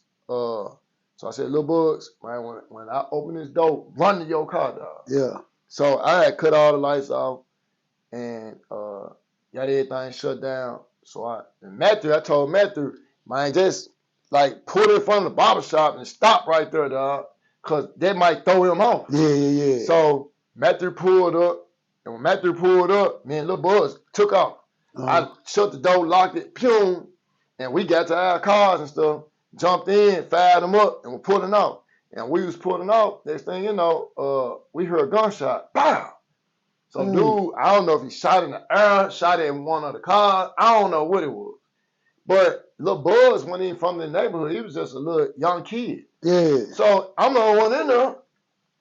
I don't know if it was the nigga was waiting on plotting me, on you, plotting on me, or what. Right. So when that happened, that's when I realized, you know what? Time to go. It might be time to roll, dog. Yeah. Like this might have, man, we might have got far as we gonna be able to get with this. Because I ain't like, now it's going too far. Yeah, that's hearing about one thing is about planning on rob you, but damn. Yeah, hearing about, man, so staking out on the roof. Don't do it. But now you got a nigga that actually standing on the roof and trying to take a shot at me. Yeah. Like I'm like, and I don't know what he was on. Right. Yeah, you know, so that's when I made that decision, like, gonna make you move. Damn, they was opening. That's when they was about to open up this shop out here, and I had to do one of the hardest things I ever did in my life was go to Mr. Harris and tell him that, man, look, Mr. Harris, I've been with him 15 years. 15 years. I had been with him 15 years. Yeah, I know that was tough. So I had to go to him and say, Mr. Harris, man, I got it wrong. I got the wrong, man. I just can't. I feel like life. Yeah, I ain't, and then I feel like because I had got to a point where I felt like I had got far as I can get. Oh yeah. You reached the ceiling because I'm in the, I'm in the dead of the hood. Yeah, you reached the ceiling. So I just felt like that I got far as I can go, and I just told Ms. Harris. Then now I see like they don't love us like they used to, man. So I'm like, Ms. Harris, I don't mean no harm, but I just feel like I got to try it. Yeah. And he gave me his blessings, and I moved out east, and I tried it. And I got out there, and it was one of the most terrifying things I ever did because this still my livelihood. Right. You know, it ain't like taking a job. You work at a company, and you take a job out of town, you still got that check coming in. That weekend. That Friday, you still gonna have your check. Yeah, but this shit different. This shit working for yourself. Yeah, and you expecting all your clientele. I'm expecting my clients to come. Yeah. You know what I'm saying? And like they was, Curtis was telling me, I got all these employees, man. They gonna mess with you, man. Y'all come on. But you can't make them stop. They got their own barber. They got their own barber. Yeah. So, man, but I tried it. Yeah. I tried it. And honestly, it probably was another great move. Right. It was a great move because it ended up working out because I was kind of skeptical. But when I got out here, I realized, like, damn, I'm making more money out here than I was making in South Memphis. Yeah. So my grind still was going. Yeah. I would get into the bed, cutting the hair, and I didn't miss a beat. That's what's up. Yeah. Yeah, I came and I didn't miss a beat. And I ended up meeting y'all. That's why I came. Yeah. Then you came like after we was there 3 years. How long had y'all been there? Well, we was only there 5 years. Okay. So y'all was there 2 years with us. Yeah. So y'all came after we had been there 3 years. Okay. Yeah, y'all rocked the last 2 years with us. Yep, sure did. Yeah, y'all rocked the last 2. And then that's when that shop closed down and took it on to TVZ. We took it to TVZ and I was able to open my shop up, man. Yeah. Like I said, I always have to shout out my boy SG. Yes, sir. Big salute to SG. SG, cause SG, man, that man, dog. Yeah. And then in my lifetime, dude, I want to put this out too. I have met some genuine people, dog. Yeah. Like I have honestly met some people, dog. I don't know if it's just my personality, or if it's just who these people are, or what it is. It's a little bit of both. It's a little bit. I can speak on that. It's a little bit of both. I have met like some absolute genuine people, dog. Yeah. Man, SG told me, dog, when that shop was finna close, and we had to go to another shop, and that man he asked me, dog, like, are you ready to open your own business? Yeah. And I'm like, bruh, man, I don't feel like playing, dog. I got to find somewhere to go, man. We finna close in a month. Yeah. So he like, man, dog, I ain't laughing for a reason. Are you ready to open your own business? Yes, you're a real question. And I'm sitting up here like, bro, you always ready to open your own business up, but you got to have the capital. Do it. Yeah. You know what I mean? You can do it. And that man said, dog, it's time for you to open up your own joint. Yeah. And I'm like, bro, what you talking about, dog? Like, I ain't got the bread to open no business up, dog. Man. I'm trying to find somebody shop I can go to, man, so I won't miss next week's pay, so I can still pay my house note and stuff.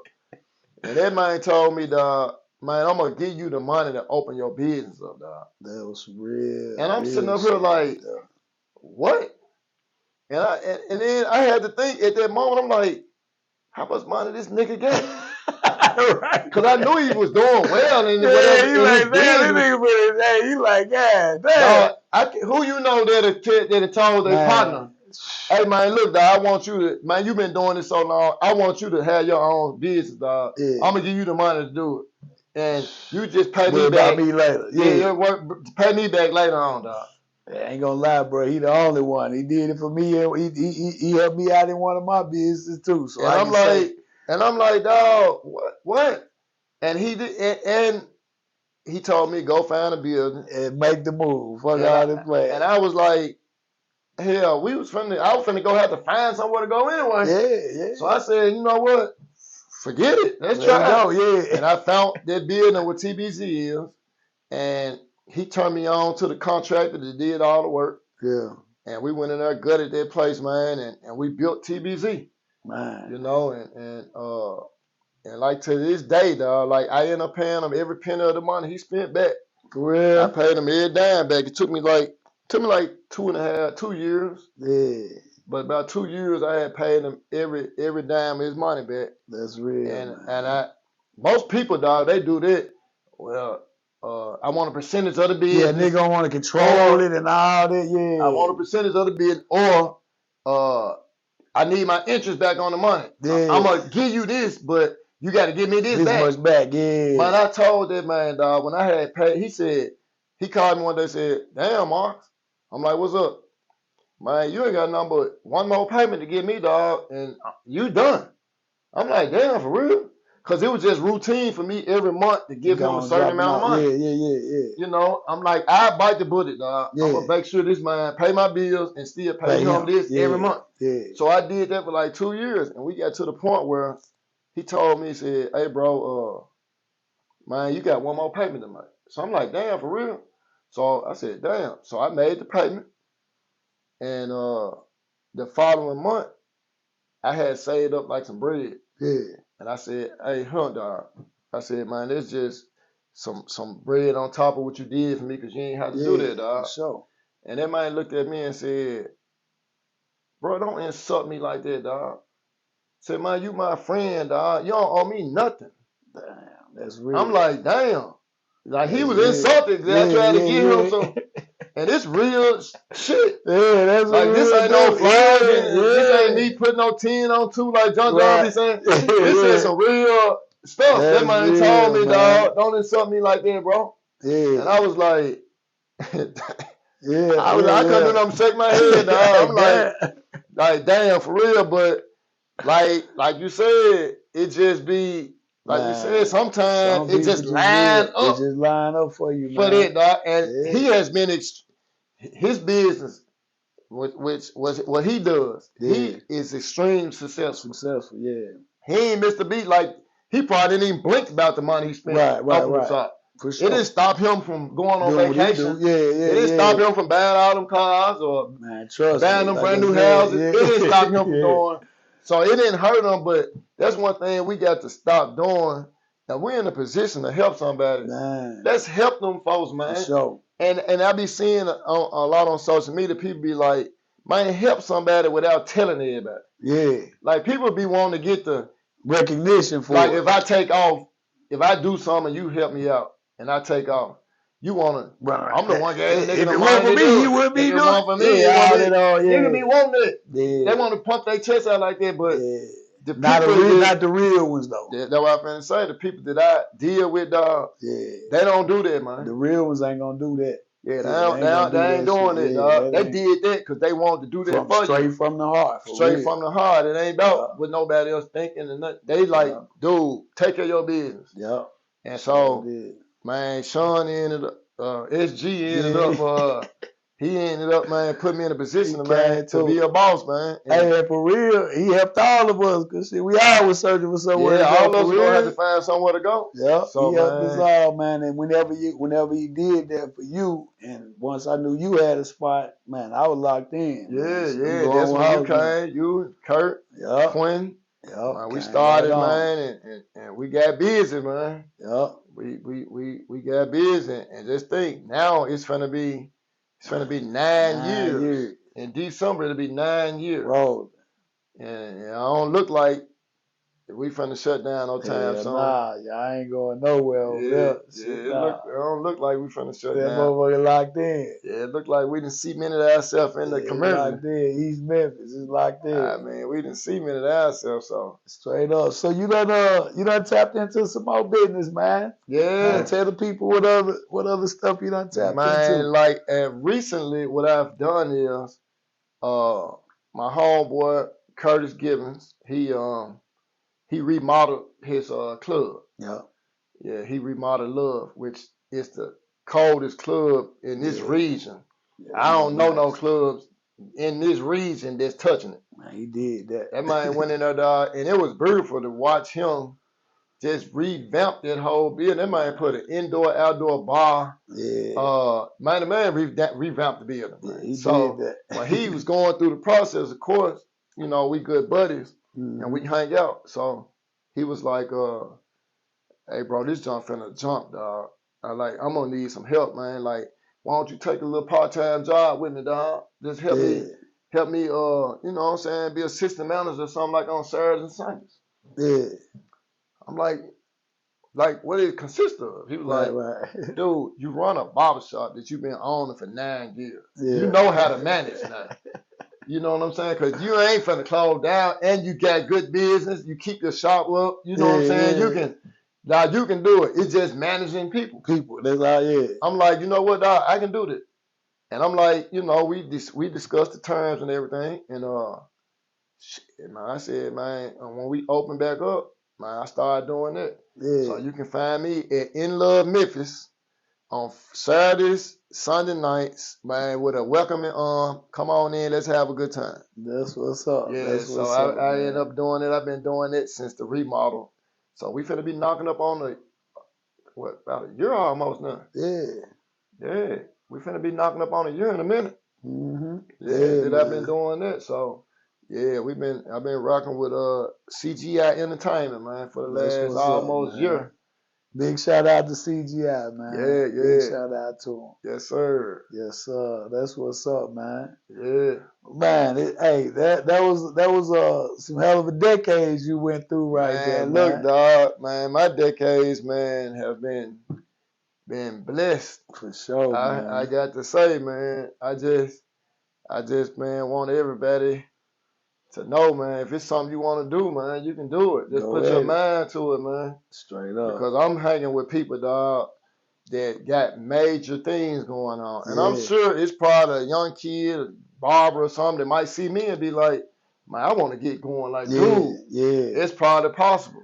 But I'm a small fish. I know guys that's doing shit on a whole different level. Yeah, the biggest fish. And it's people that look at them, that they look at, and they be like, I want to get to that level. So you just got to figure out where your comfort zone is. Yeah. Like, I don't look at what nobody else do and be like, I want that for me. Nah, I want what I want for me. Yeah. And I'm you got to put that work in for yourself. That's the difference. And I'm going to get it. You know what I'm saying? So, but whatever it is you want, I don't care what it might be. Yeah. If you decide you want to do that, man, and that's what you want for yourself, man, go for it. Yeah. Take the chance, man. You just never know, man. You might end up being greater than what you ever thought it could be. Yeah, for sure. Yeah. And that, just like you said with barbering, that was something you didn't even really. Yeah. I don't even know how to cut hair. Man, I did not. Yeah. When I started 12th grade year, I had no idea how to cut. Now I couldn't even arch your mustache.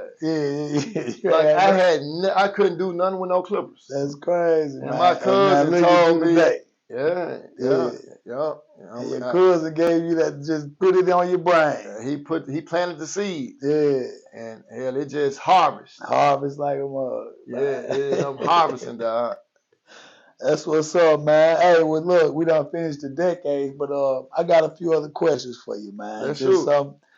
Just something to kind of, tap into your mind a little bit, man. Kind of show the people what type of person you really are, man. Just the questions I'm gonna ask you gonna kind of expose them to you a little bit. You know what I'm saying? Let's do it.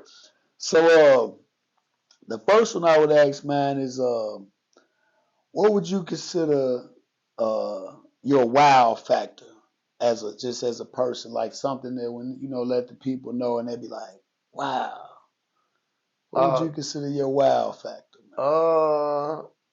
Probably my age. Your age, yeah.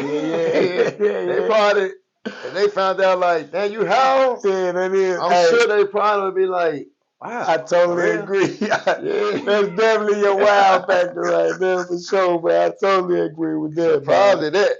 Yeah. I'm definitely a 70s baby, dog.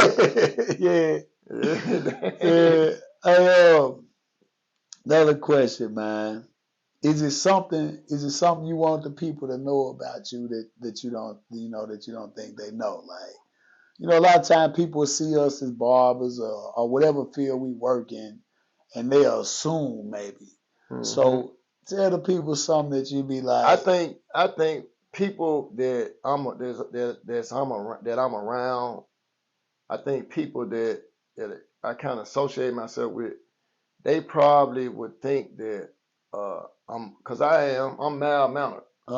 Like my personality, I'm not confrontational. Yeah. Like I don't want to go home and sleep good at night. I don't want to get to arguing with you. Yeah. And now when I get home, this shit on my head, and I'm tossing and turning. Yeah. I don't really like that. But I guess one of the things that they don't know is I'll cut you off. Oh yeah. Like I ain't gonna, man. If I feel like me and you ain't rocking, and that's like with friends, anybody. That's like with clients. Yeah. Like sometimes people be feeling like that we got to go through this together. Nah. You got to deal with my attitude. Yeah. No, I don't. Because at the grand scheme of things, life over with at the blink of an eye anyway. Man, right. So why I'm gonna sit here and be uncomfortable with somebody that I don't have to be uncomfortable with? Man. Go find somebody else. Go find somebody else to make their life to irritate. Yeah, not me. So that would probably be one of the things that they let them know. I will cut you off. Yeah, I'm mild-mannered. Yeah. But I will decide to cut you off and just not deal with you no more. Yeah, and there's still no confrontation about it. Right. Hey, we ain't gonna argue and fight about it. No, I'm gonna come to you so peaceful. Yeah. Bro, it ain't working, dog. Yeah, like, I ain't happy, dog. What you want me to do? Right. Like, damn, you want me to be happy, don't it? Yeah, like, damn, dog, let me get happiness, bro. Let me get happy. Yeah, peace out. Yeah, so that would be one of them. That's what's up, man. So, I want you to finish a sentence for me, man. It hurts me to see. Finish that. Like just in the world or just period? If you had to say, it hurts me to see. Period. Dog, one thing that I would have to say. Yeah. And it's just because I'm dealing with this like right now. Okay. So this probably would be it. But one thing that it hurts me to see. Like, it hurts me to my heart to see my son not want to be all that he could be.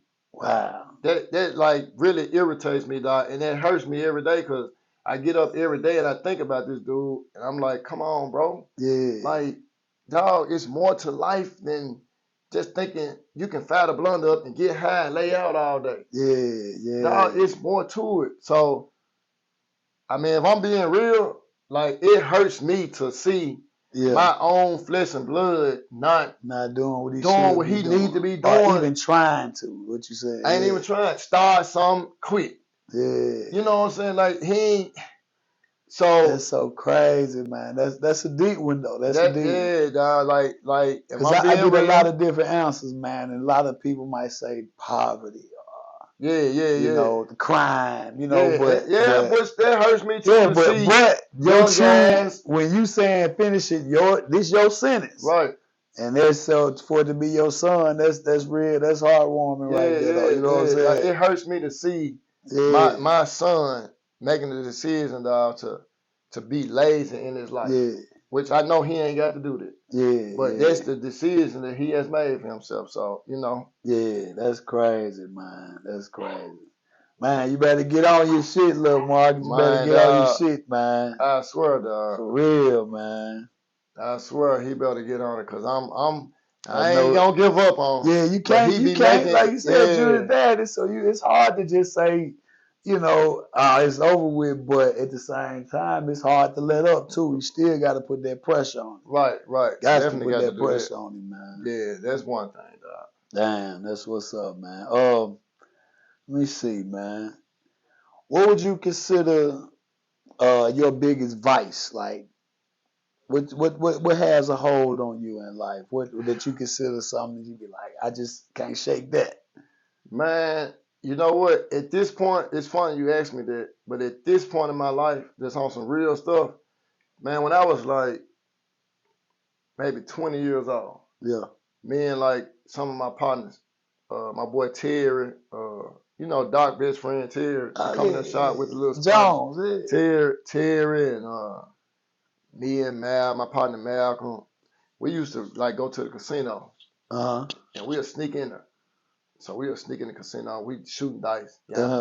So at 20 years old, man, we got started getting gambling. Yeah. So the people that I hang with, they gamblers. Yeah. So for all through my 20s, all through my 30s, like it just escalated. Because the more money you make, the more you can do whatever you want to do.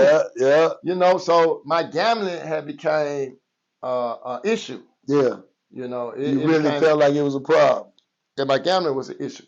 Yeah. It became an issue in my life, which it probably ultimately ended up messing up relationships that I had. Like when I was married, that marriage ended, and the gambling probably was a big factor in it. Really? Yeah, because I was gambling, dog, but I was able to maintain it. Yeah, but it still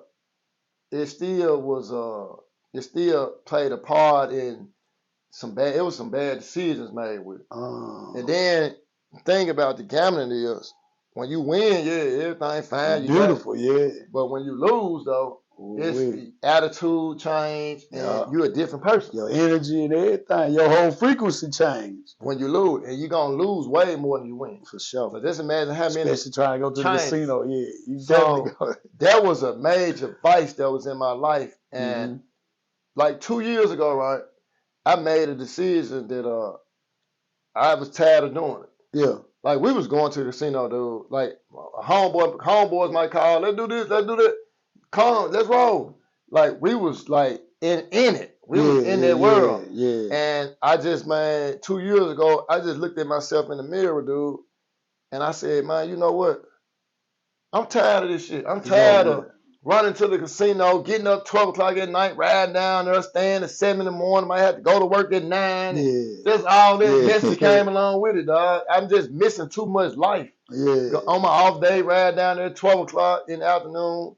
Don't come back home at 10 at night. Yeah. Just gambling all day. So I just said, you know what?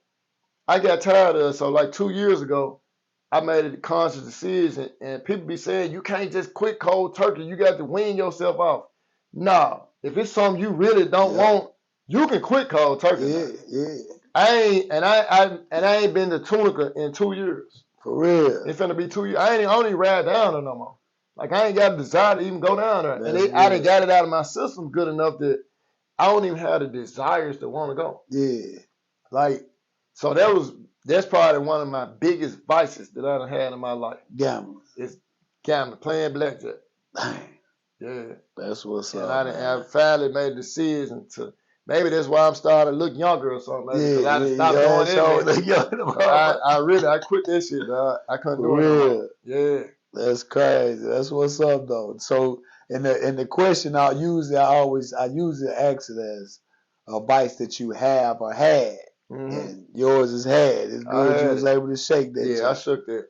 I had to get it out of my life because I realized like dude, I ain't gonna never beat the casino. Nope. And I done been playing for 20 some odd years, and I ain't won no big money. Yeah, you ain't beat him yet. What I'ma like? Yeah, man, you steady going out there kicking your own ass. You go down there, you lose 5 times in a row. You lose $500,000 each time. Man. And then one time you go and win $1,200. You think you done did something? Yeah, you the champ. Nigga, you still down $3,800. Yeah, you down like you still down. You should just put your money in the bank. And you would have had more money. Yeah, so put all your gambling money in the bank. You would have been all right. And I still had more money put up. Yeah, right. So then the win, then the money you just won. Then the money I just won. For real. So I made that decision to leave that alone, dog. That's for real. That's what's up, man. Man, tell me what you like most about yourself.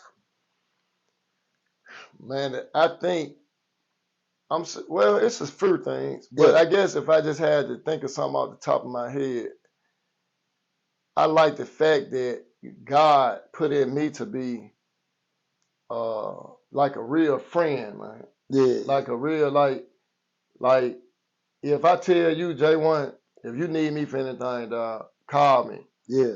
I really mean it. Yeah. I ain't just saying that just make conversation. Yeah, I'm with you. Like I'm gonna be like about you. I'm like J1, like, dude, you finna move furniture out your house, and you said, "Oh man, I can't find nobody to help me do this shit, dog. Yeah. You think you can help me, man? Come on, dog. Let me get some gloves. I'm on the way." Yeah. Like I just feel like your loyalty is your. I'm gonna be loyal to what you said. To the people that I'm loyal to. Yeah, no doubt. I think that, man, I think that I try to be like a man of your word, ultimate friend. Yeah. Like I try to be like, and then a man of my word, and I want to be the ultimate friend, like ultimate friend. So no doubt. That's real. One of the things that I'm glad. Like most about yourself. Yeah, like I'm down for the people I'm down for. No doubt. I'm gonna come and support you. You know, I'm human, so I can't be everywhere all the time. Of course, But I'm gonna try to spread it while I spread the wealth with the people that I feel like I need to spread the wealth with. Yeah, that's what's up. Yeah. So tell me what you like least about yourself. Man, what I dislike. Yeah, the least about myself is I think sometimes I need to be more vocal. Cause sometimes things be going on, and I be too passive, and I just kind of let it slide. Yeah. Like I wish I had your personality. Sometimes. Yeah, it's over there. Yeah. We done talked about that before. I be like when something going on. Hey, bro. Yeah, you got me fucked up. You got me fucked up, my nigga. You know, but sometimes I just kind of let it happen and deal with it. And then I just get it right. Hate that it happened, but we wish you had to deal with it at that time. Yeah, like you know what I'm saying. Like sometimes I do wish that passive personality I didn't have it. Yeah, I had one of them personalities that like stern, and get on a nigga ass, like especially in business, even if not in personal, but especially in business. Yeah, because folks will try to take advantage of you and your stuff, dog. Like, for sure. Yeah, they'll ask you for stuff, man, that they know you don't want, but they'll ask you anyway. Like I have did that. Like folks have told me, man, I know that you already told me that about this. But you think I can go on and do it? Then I'm like, damn, if you know that, why the fuck is you asking me then? Yeah, why you put that pressure on me? If you know how I feel about it. Yeah, and then I've been and gave into it and gone let them do something that I really don't want to be done. Right. So that right there, I wish I was way more stern than what I am. Yeah. That's what's up, man. I want to ask you what a few words mean to you, man. First one I'm gonna go with, man. What does loyalty mean to you? Loyalty, well, I think loyalty has to be earned. Yeah. You know, and then I think people are loyal to their needs at the time. Yeah, like yeah. You loyal to me right now because they need me right now. Yeah. But what happens when you stable? When you good, when you really don't need me no more. Yeah. Are you still gonna be loyal to me? Is it gonna be the same loyal to like A lot of times, like, I see, like, people that's in situations that they have, I ain't gonna say power, but I'll say power. In position of power. In position of power. Yeah. And I see how people, like, laugh at all their jokes, or if they ask that person to do something, they jumping to go do it. Yeah. But if that person loses all their power, you ain't laughing or you ain't laughing at them jokes no more. Yeah, you ain't jumping. They can't ask you to do this and then you running to go do it with a smile on your face. Yeah. It's like you doing it because, you know what I'm saying, what that person can possibly do or whatever the case is. Right. So, yeah, man, loyalty to me, I guess you loyal to your needs, man. Yeah. To a certain extent, unless you just a thorough dude. Yep. Yeah. Now, thorough guys, I think if you just a thorough dude and that's what you loyal to, then it don't matter about it don't matter. I'm standing on it. Man, it don't matter who it is, what their power is, or nothing. Right. Damn right. For sure. Yeah. So tell me this then, man. What does love mean to you? Love. Unconditional love. I think love could be. It's crazy. I don't keep thinking, but it's crazy. You threw that word. I had another person that was the first word that came out their mouth. Right. Unconditional. Unconditional. So when you added that to it, I already know you going that same route. Yeah, well, because love, like real true love now. Real true love. I'm trying to see how could you, like, you can be married, right? And you can love your wife. Yes, sir. Yes, sir. But you and your wife can get a divorce. Yep. And you go on your way. Go on your way. And really, you don't care what she doing in her life no more. And still love her. And it's over with. And it's over with. But then I question that, though. If you had unconditional love for her, could you bear to not be with her? Like, did you really love her like that? Yeah, but see, okay, that's a good question and that's a good analogy. But if you think about it, it's love. It's a feeling that you're dealing with at the moment. Yeah, I mean, but it has conditions, even though it's unconditional. Right. Because you got to think about what we talking about, even with your children. That's what I was going to say, because you can have a child now, and you love this child to the point where I'm ready to lay my life down for my child now. Yeah. I call that unconditional love. That's unconditional love. Like, that's love without a limit right there. Yeah, but when that child get grown. Yeah, when the child get grown. You don't have that same, that even though it's unconditional love still, you still, it becomes a love based off their responsibilities. You know what I'm saying? And that's how it goes whenever you talk about a spouse. You're going to love them based off their responsibilities too, because it's like, I love you, but you're required to reciprocate something back to me too. Right. You know what I'm saying? Right. And that's why in that same sense, you can say, I love you enough to let you go. Right. Yeah. You know what I'm saying? Yeah. So the love can still be there unconditionally. You can actually love somebody and know that you bad for them. Yeah. But man, I want you to be happy so bad. I want you to go on and go. Because I ain't going to reciprocate what you give you the happiness that you really deserve. Exactly. So you go find that happiness. But that don't take the love away.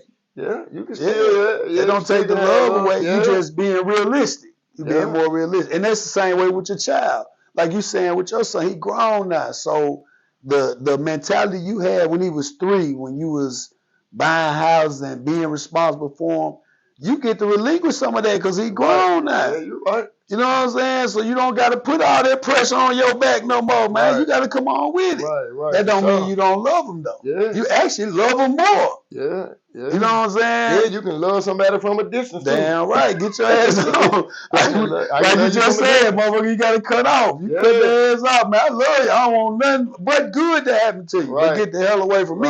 Yeah, I'm going to love you from a distance. Yeah. It's still nothing but love. That's where that came from. It ain't nothing but love. Ain't nothing but love. Get your ass off. got to do what's best for me, too. Damn right. Because you got to love you. Now, I feel like, personally, and deep down in your gut, self is the only one you can really, truly require to love unconditionally. Right. You know what I'm saying? Should, but some people don't love themselves. Some people don't love themselves, though. That's why they get on crack, or they run the streets, or they become alcoholics, or they go to the casino and stay all night. They got to go to work in the morning, and your body tired. Man. You ain't doing yourself like you supposed to. So a lot of times people don't love themselves. But yourself is the only one that you really should be. I mean, that's like the true G-pass to love unconditionally yourself. Yeah. Anybody else, it can waver a little bit because, like I said, something has to be reciprocated back to you to keep that love flowing. Right. Whether it's a marriage, like you say, whether it's a child, a friendship, whatever it is, it's something got to come in return for that love to be maintained. Right. Yeah. You can't just be walking around doing me any kind of way and all. You love me, hold on. Right. You know what I'm saying? Yeah. So that shit got to come back full circle, man. Yeah, you're right about that. For real. I agree. Straight up. Another word for you. Humble. Now, this is a trick question, and I'm going to tell you why.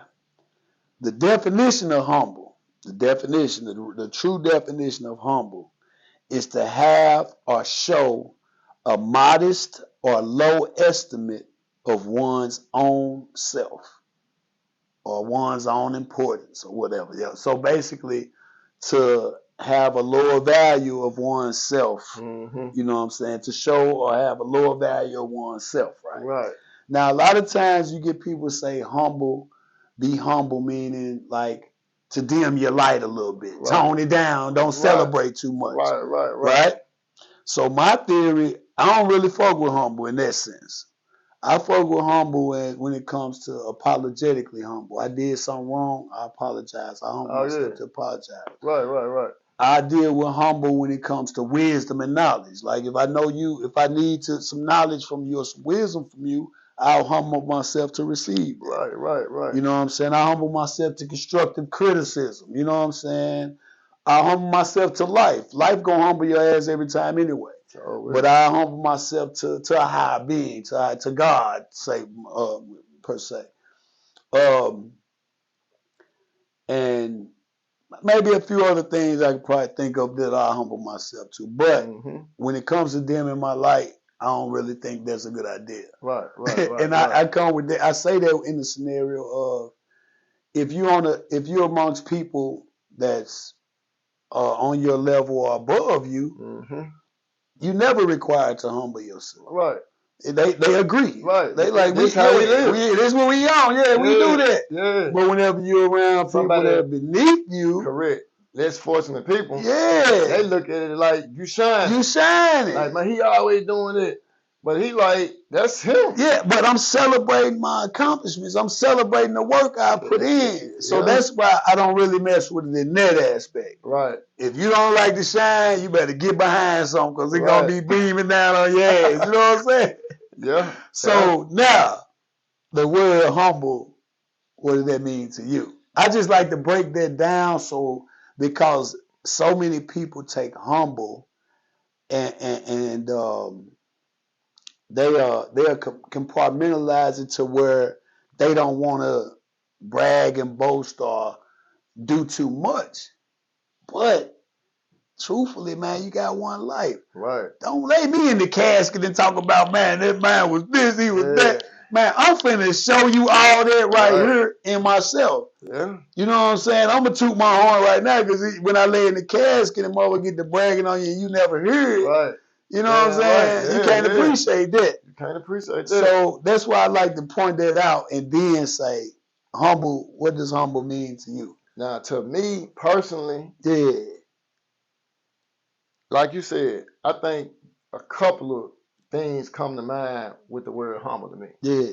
Like, we mentioned my boy Michael Mason. Yep. I looked at him as being pretty much of a humble dude. Because he was extremely successful in what he did for a living. Okay. I mean, he had money. Yeah. But, man, you might see him with a pair of Gucci shoes on, walking on the back of him like some house shoes. He didn't care about that type of stuff. And I thought he was kind of, I look at that as being a type of humble type of dude. Then I look at it,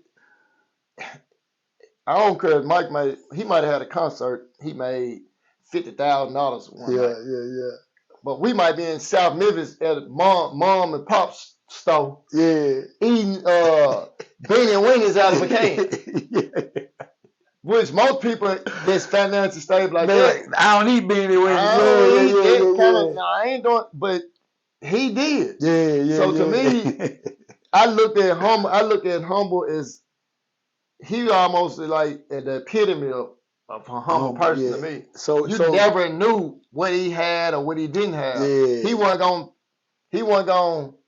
You saw him flash. You saw him shine because you go over his house. The man got a mansion he living in. Or he pulled up to the barbershop. He had a brand new $170,000 Benz. So you knew he had it. But his personality was humble. I can dig. Like he let his things, I guess, shine. Yeah. But you catch him out somewhere, you might look at him and didn't think he had no money. And he might be trying to sneak in a concert or something. And you be like, how this nigga got all that money? He telling me, just walk behind me. And I'm looking at this nigga like, just pay, nigga. Well, let's just pay, dog. But he just, that's how he got down on the So he always, you think you consider him humble and being humble, just staying in tune with where you came from. Yeah, you never lose focus on, forget where you really came from. Now, that don't mean I want to stay where I came from. No, true. I can do I don't want to still live there, but I still want to live here. Yeah. But I can come back there. Yeah. I can step on the block and sit down and man, tell your mom bring me a plate out the house right fast. I'm stirring up beans and we can eat that right. Yeah, I can still do that. And I might gotta be a 5-star restaurant just because I'm big money. Just because I'm this big money person. Damn right, I might have $12 million, but hey, I'm over Miss Rose's house, man, around the corner. She cooked these greens that she used to cook when we was kids. And I used to love them. Yeah, and I'm over there eating. That's definitely humble. I can accept that as humble too. That is just staying in tune with, like I said, where you came from, who you really are. Correct. That's necessary. And I think that goes without saying too. Life is gonna make you humble you when it comes to that too. Yeah, life will humble. You know what I'm saying? And so. But Mike Mason was definitely a humble guy in that regard. He was not studying all that bread. Man, he might, and you never know what kind of deal he just brokered. Yeah. He sure what he done did. When you see him. He never treat you like he ain't never made you feel like that. Yeah. Man, you a broke bum, dog. You can't hang with us. Yeah. Nah, you got to go on about your business, man, because we getting money. Yeah. Never. You do that. Yeah. You never got that. So. That's part of like the epitome of humble to me. To you, yeah. That's somebody that live their life like that. I can I don't care what you get. You know, you don't make nobody feel like they less than what you are. True. Or you bigger than them. Yeah. Like he was humble dude. That's the epitome of humble, if you ask me. To you, yeah. Somebody that live their life like that. I can dig. Yeah, I ain't got to worry if I come around you like I ain't got Gucci's on. Yeah. You ain't got. He ain't gonna say nothing. You gonna be like, damn, bro, you gonna step your game. I ain't got to worry about that with certain people. True. And people that I can feel comfortable hanging around like that. Yeah. I feel like, man, that's a humble guy right there. That's what's up. I agree with you on that for sure. Yeah. I agree with you on that for sure. Let me see. I got a few more for you, man, before we shut down, man. My next one gonna be what would you consider the biggest life lesson you've had this far in life? Like, if you had to narrow it down to one thing, what would you consider to be the biggest life lesson? The biggest life lesson. I guess that's off the top of my head. Yeah. I guess the biggest life lesson would be when you're in a relationship with somebody, especially when you decide to, when you decide to live your life with somebody, get married, or whatever the case is. Mm-hmm. I think the biggest life lesson to me is like be real with the people that you supposed to be real with. Like if you decide to get married, you're a person out there, you decide to get married. Female, male, don't matter. Like, don't do it if you ain't really ready to do it. Like, do it because you want to do it. Like, you mutually want to do it. So more so be real with yourself. And be real with yourself at the same time, because you ain't doing nothing but wasting your time and somebody else's time at the same time. One of my life lessons was when I got married, I really wasn't really ready to get married. Yeah. But you just thought you needed to at that time. At the time, because I got a child and I'm with this woman and all of that. And she wasn't a bad woman or nothing. Right. You know what I'm saying? Yeah. It's just that I really truly mentally wasn't ready to take on that responsibility. Yeah. Not being married. Right. Now, I could have stayed with a woman and still took care of my son, maintain. But when you get married, it's like you kick it in a whole nother gear. Yeah, that's a lifetime. You know, and I personally, I kind of, you know, wasn't really ready yet. Yeah. And I kind of played with, and ultimately, you know, ended up playing with this woman's time, you know what I'm saying, and my time at the same time. You know what I'm saying? So, I kind of regret that I did that.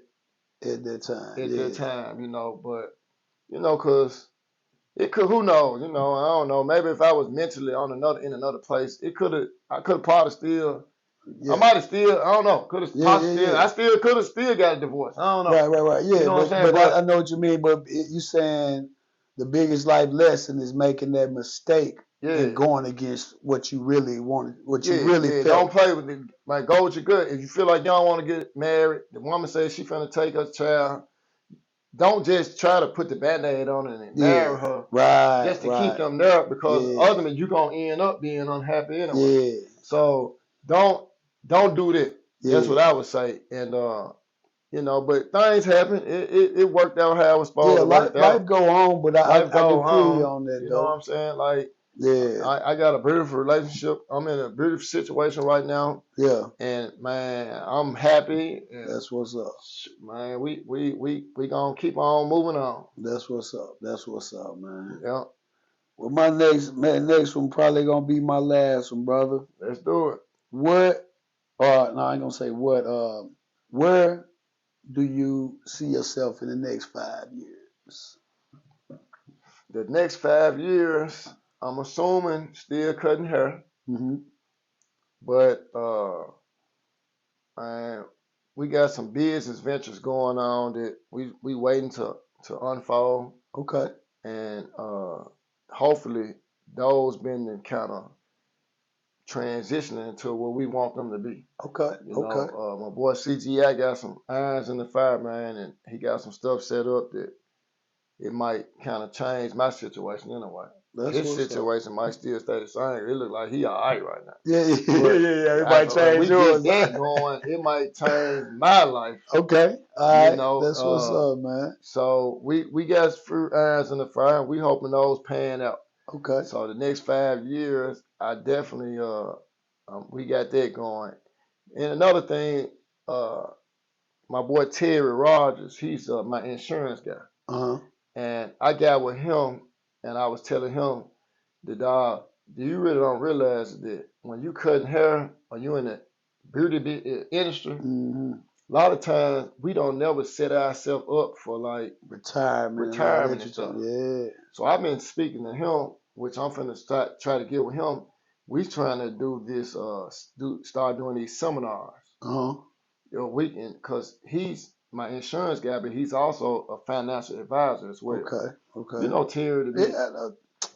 So my boy. we trying to get something going where we start doing seminars where we can kind of educate self-employed, not just barbers and beauticians. Yeah, just self-employed. Self-employed, you cutting grass or you paint, whatever you might do. You know, we trying to set it up where he can financially advise us where we can go in and start kind of like, investing monies in places that in 15, 20 years, you got something you can fall back on. Instead of just constantly having to keep cutting hair. 65, you still got to cut hair. Yeah. I can dig that. So we like, that's one thing that we got, and hopefully in the next 5 years we had it rolling. Yeah. Hopefully it's rolling in the next 12 months. That'll be a good move, especially like you can go either set it up and have a whole seminar. You can do shop to shop. Well, we probably gonna, cause I looked at what one of our partners did. He had like this business festival. We had a business festival, and he had a lot of people came out, and I noticed like people really, especially like me.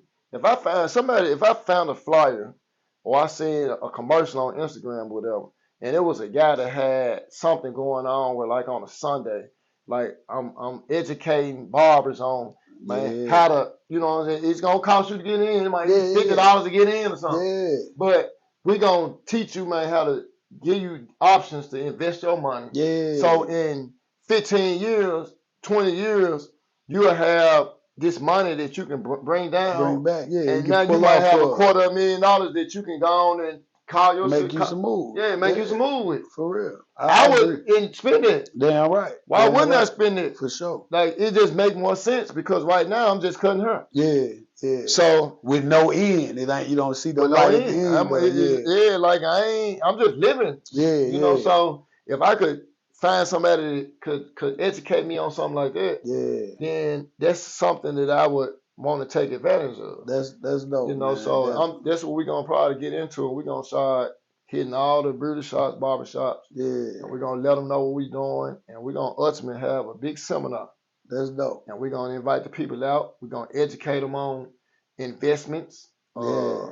Life insurance if they need that, whatever Terry does. Yeah, because a lot of barbers don't have that. They don't have that in place. Yeah. A lot of people ain't even have life insurance. Yeah, they just winging it. Then you ultimate, like, I ain't speaking nothing on nobody, but then you pass away. Man, mama got GoFundMe and fish fry and all that. Mama got to sell fish plates. Man, yeah, that ain't cool. Yeah, that ain't cool. So we got to set ourselves up. And a lot of times we don't really think about that because you're 24 years old. You don't even think, you just cutting hair. Yeah. But it's things that you need to take in consideration too. Because ain't nobody gonna look after you like you. Like you, for sure. So those are a few little things that next 5 years, hopefully, we have those in place. Man. Hopefully we get little Marcus rolling, man. Get them good. We working on it. Yeah. Get them going, man. That'll be a good thing too, man. Yeah. For sure, man. Yeah, that's for sure. Well, that concludes another episode of Beyond the Clientele, man. Shout out to your house. I appreciate you coming, man. I'm sure the people gonna love to hear your story. Yeah, you know what I'm saying? You're going to have to come back again and give us a few more details on some of that background. I know we're going to tap into a little bit of that, but I just wanted to give them a little sneak peek.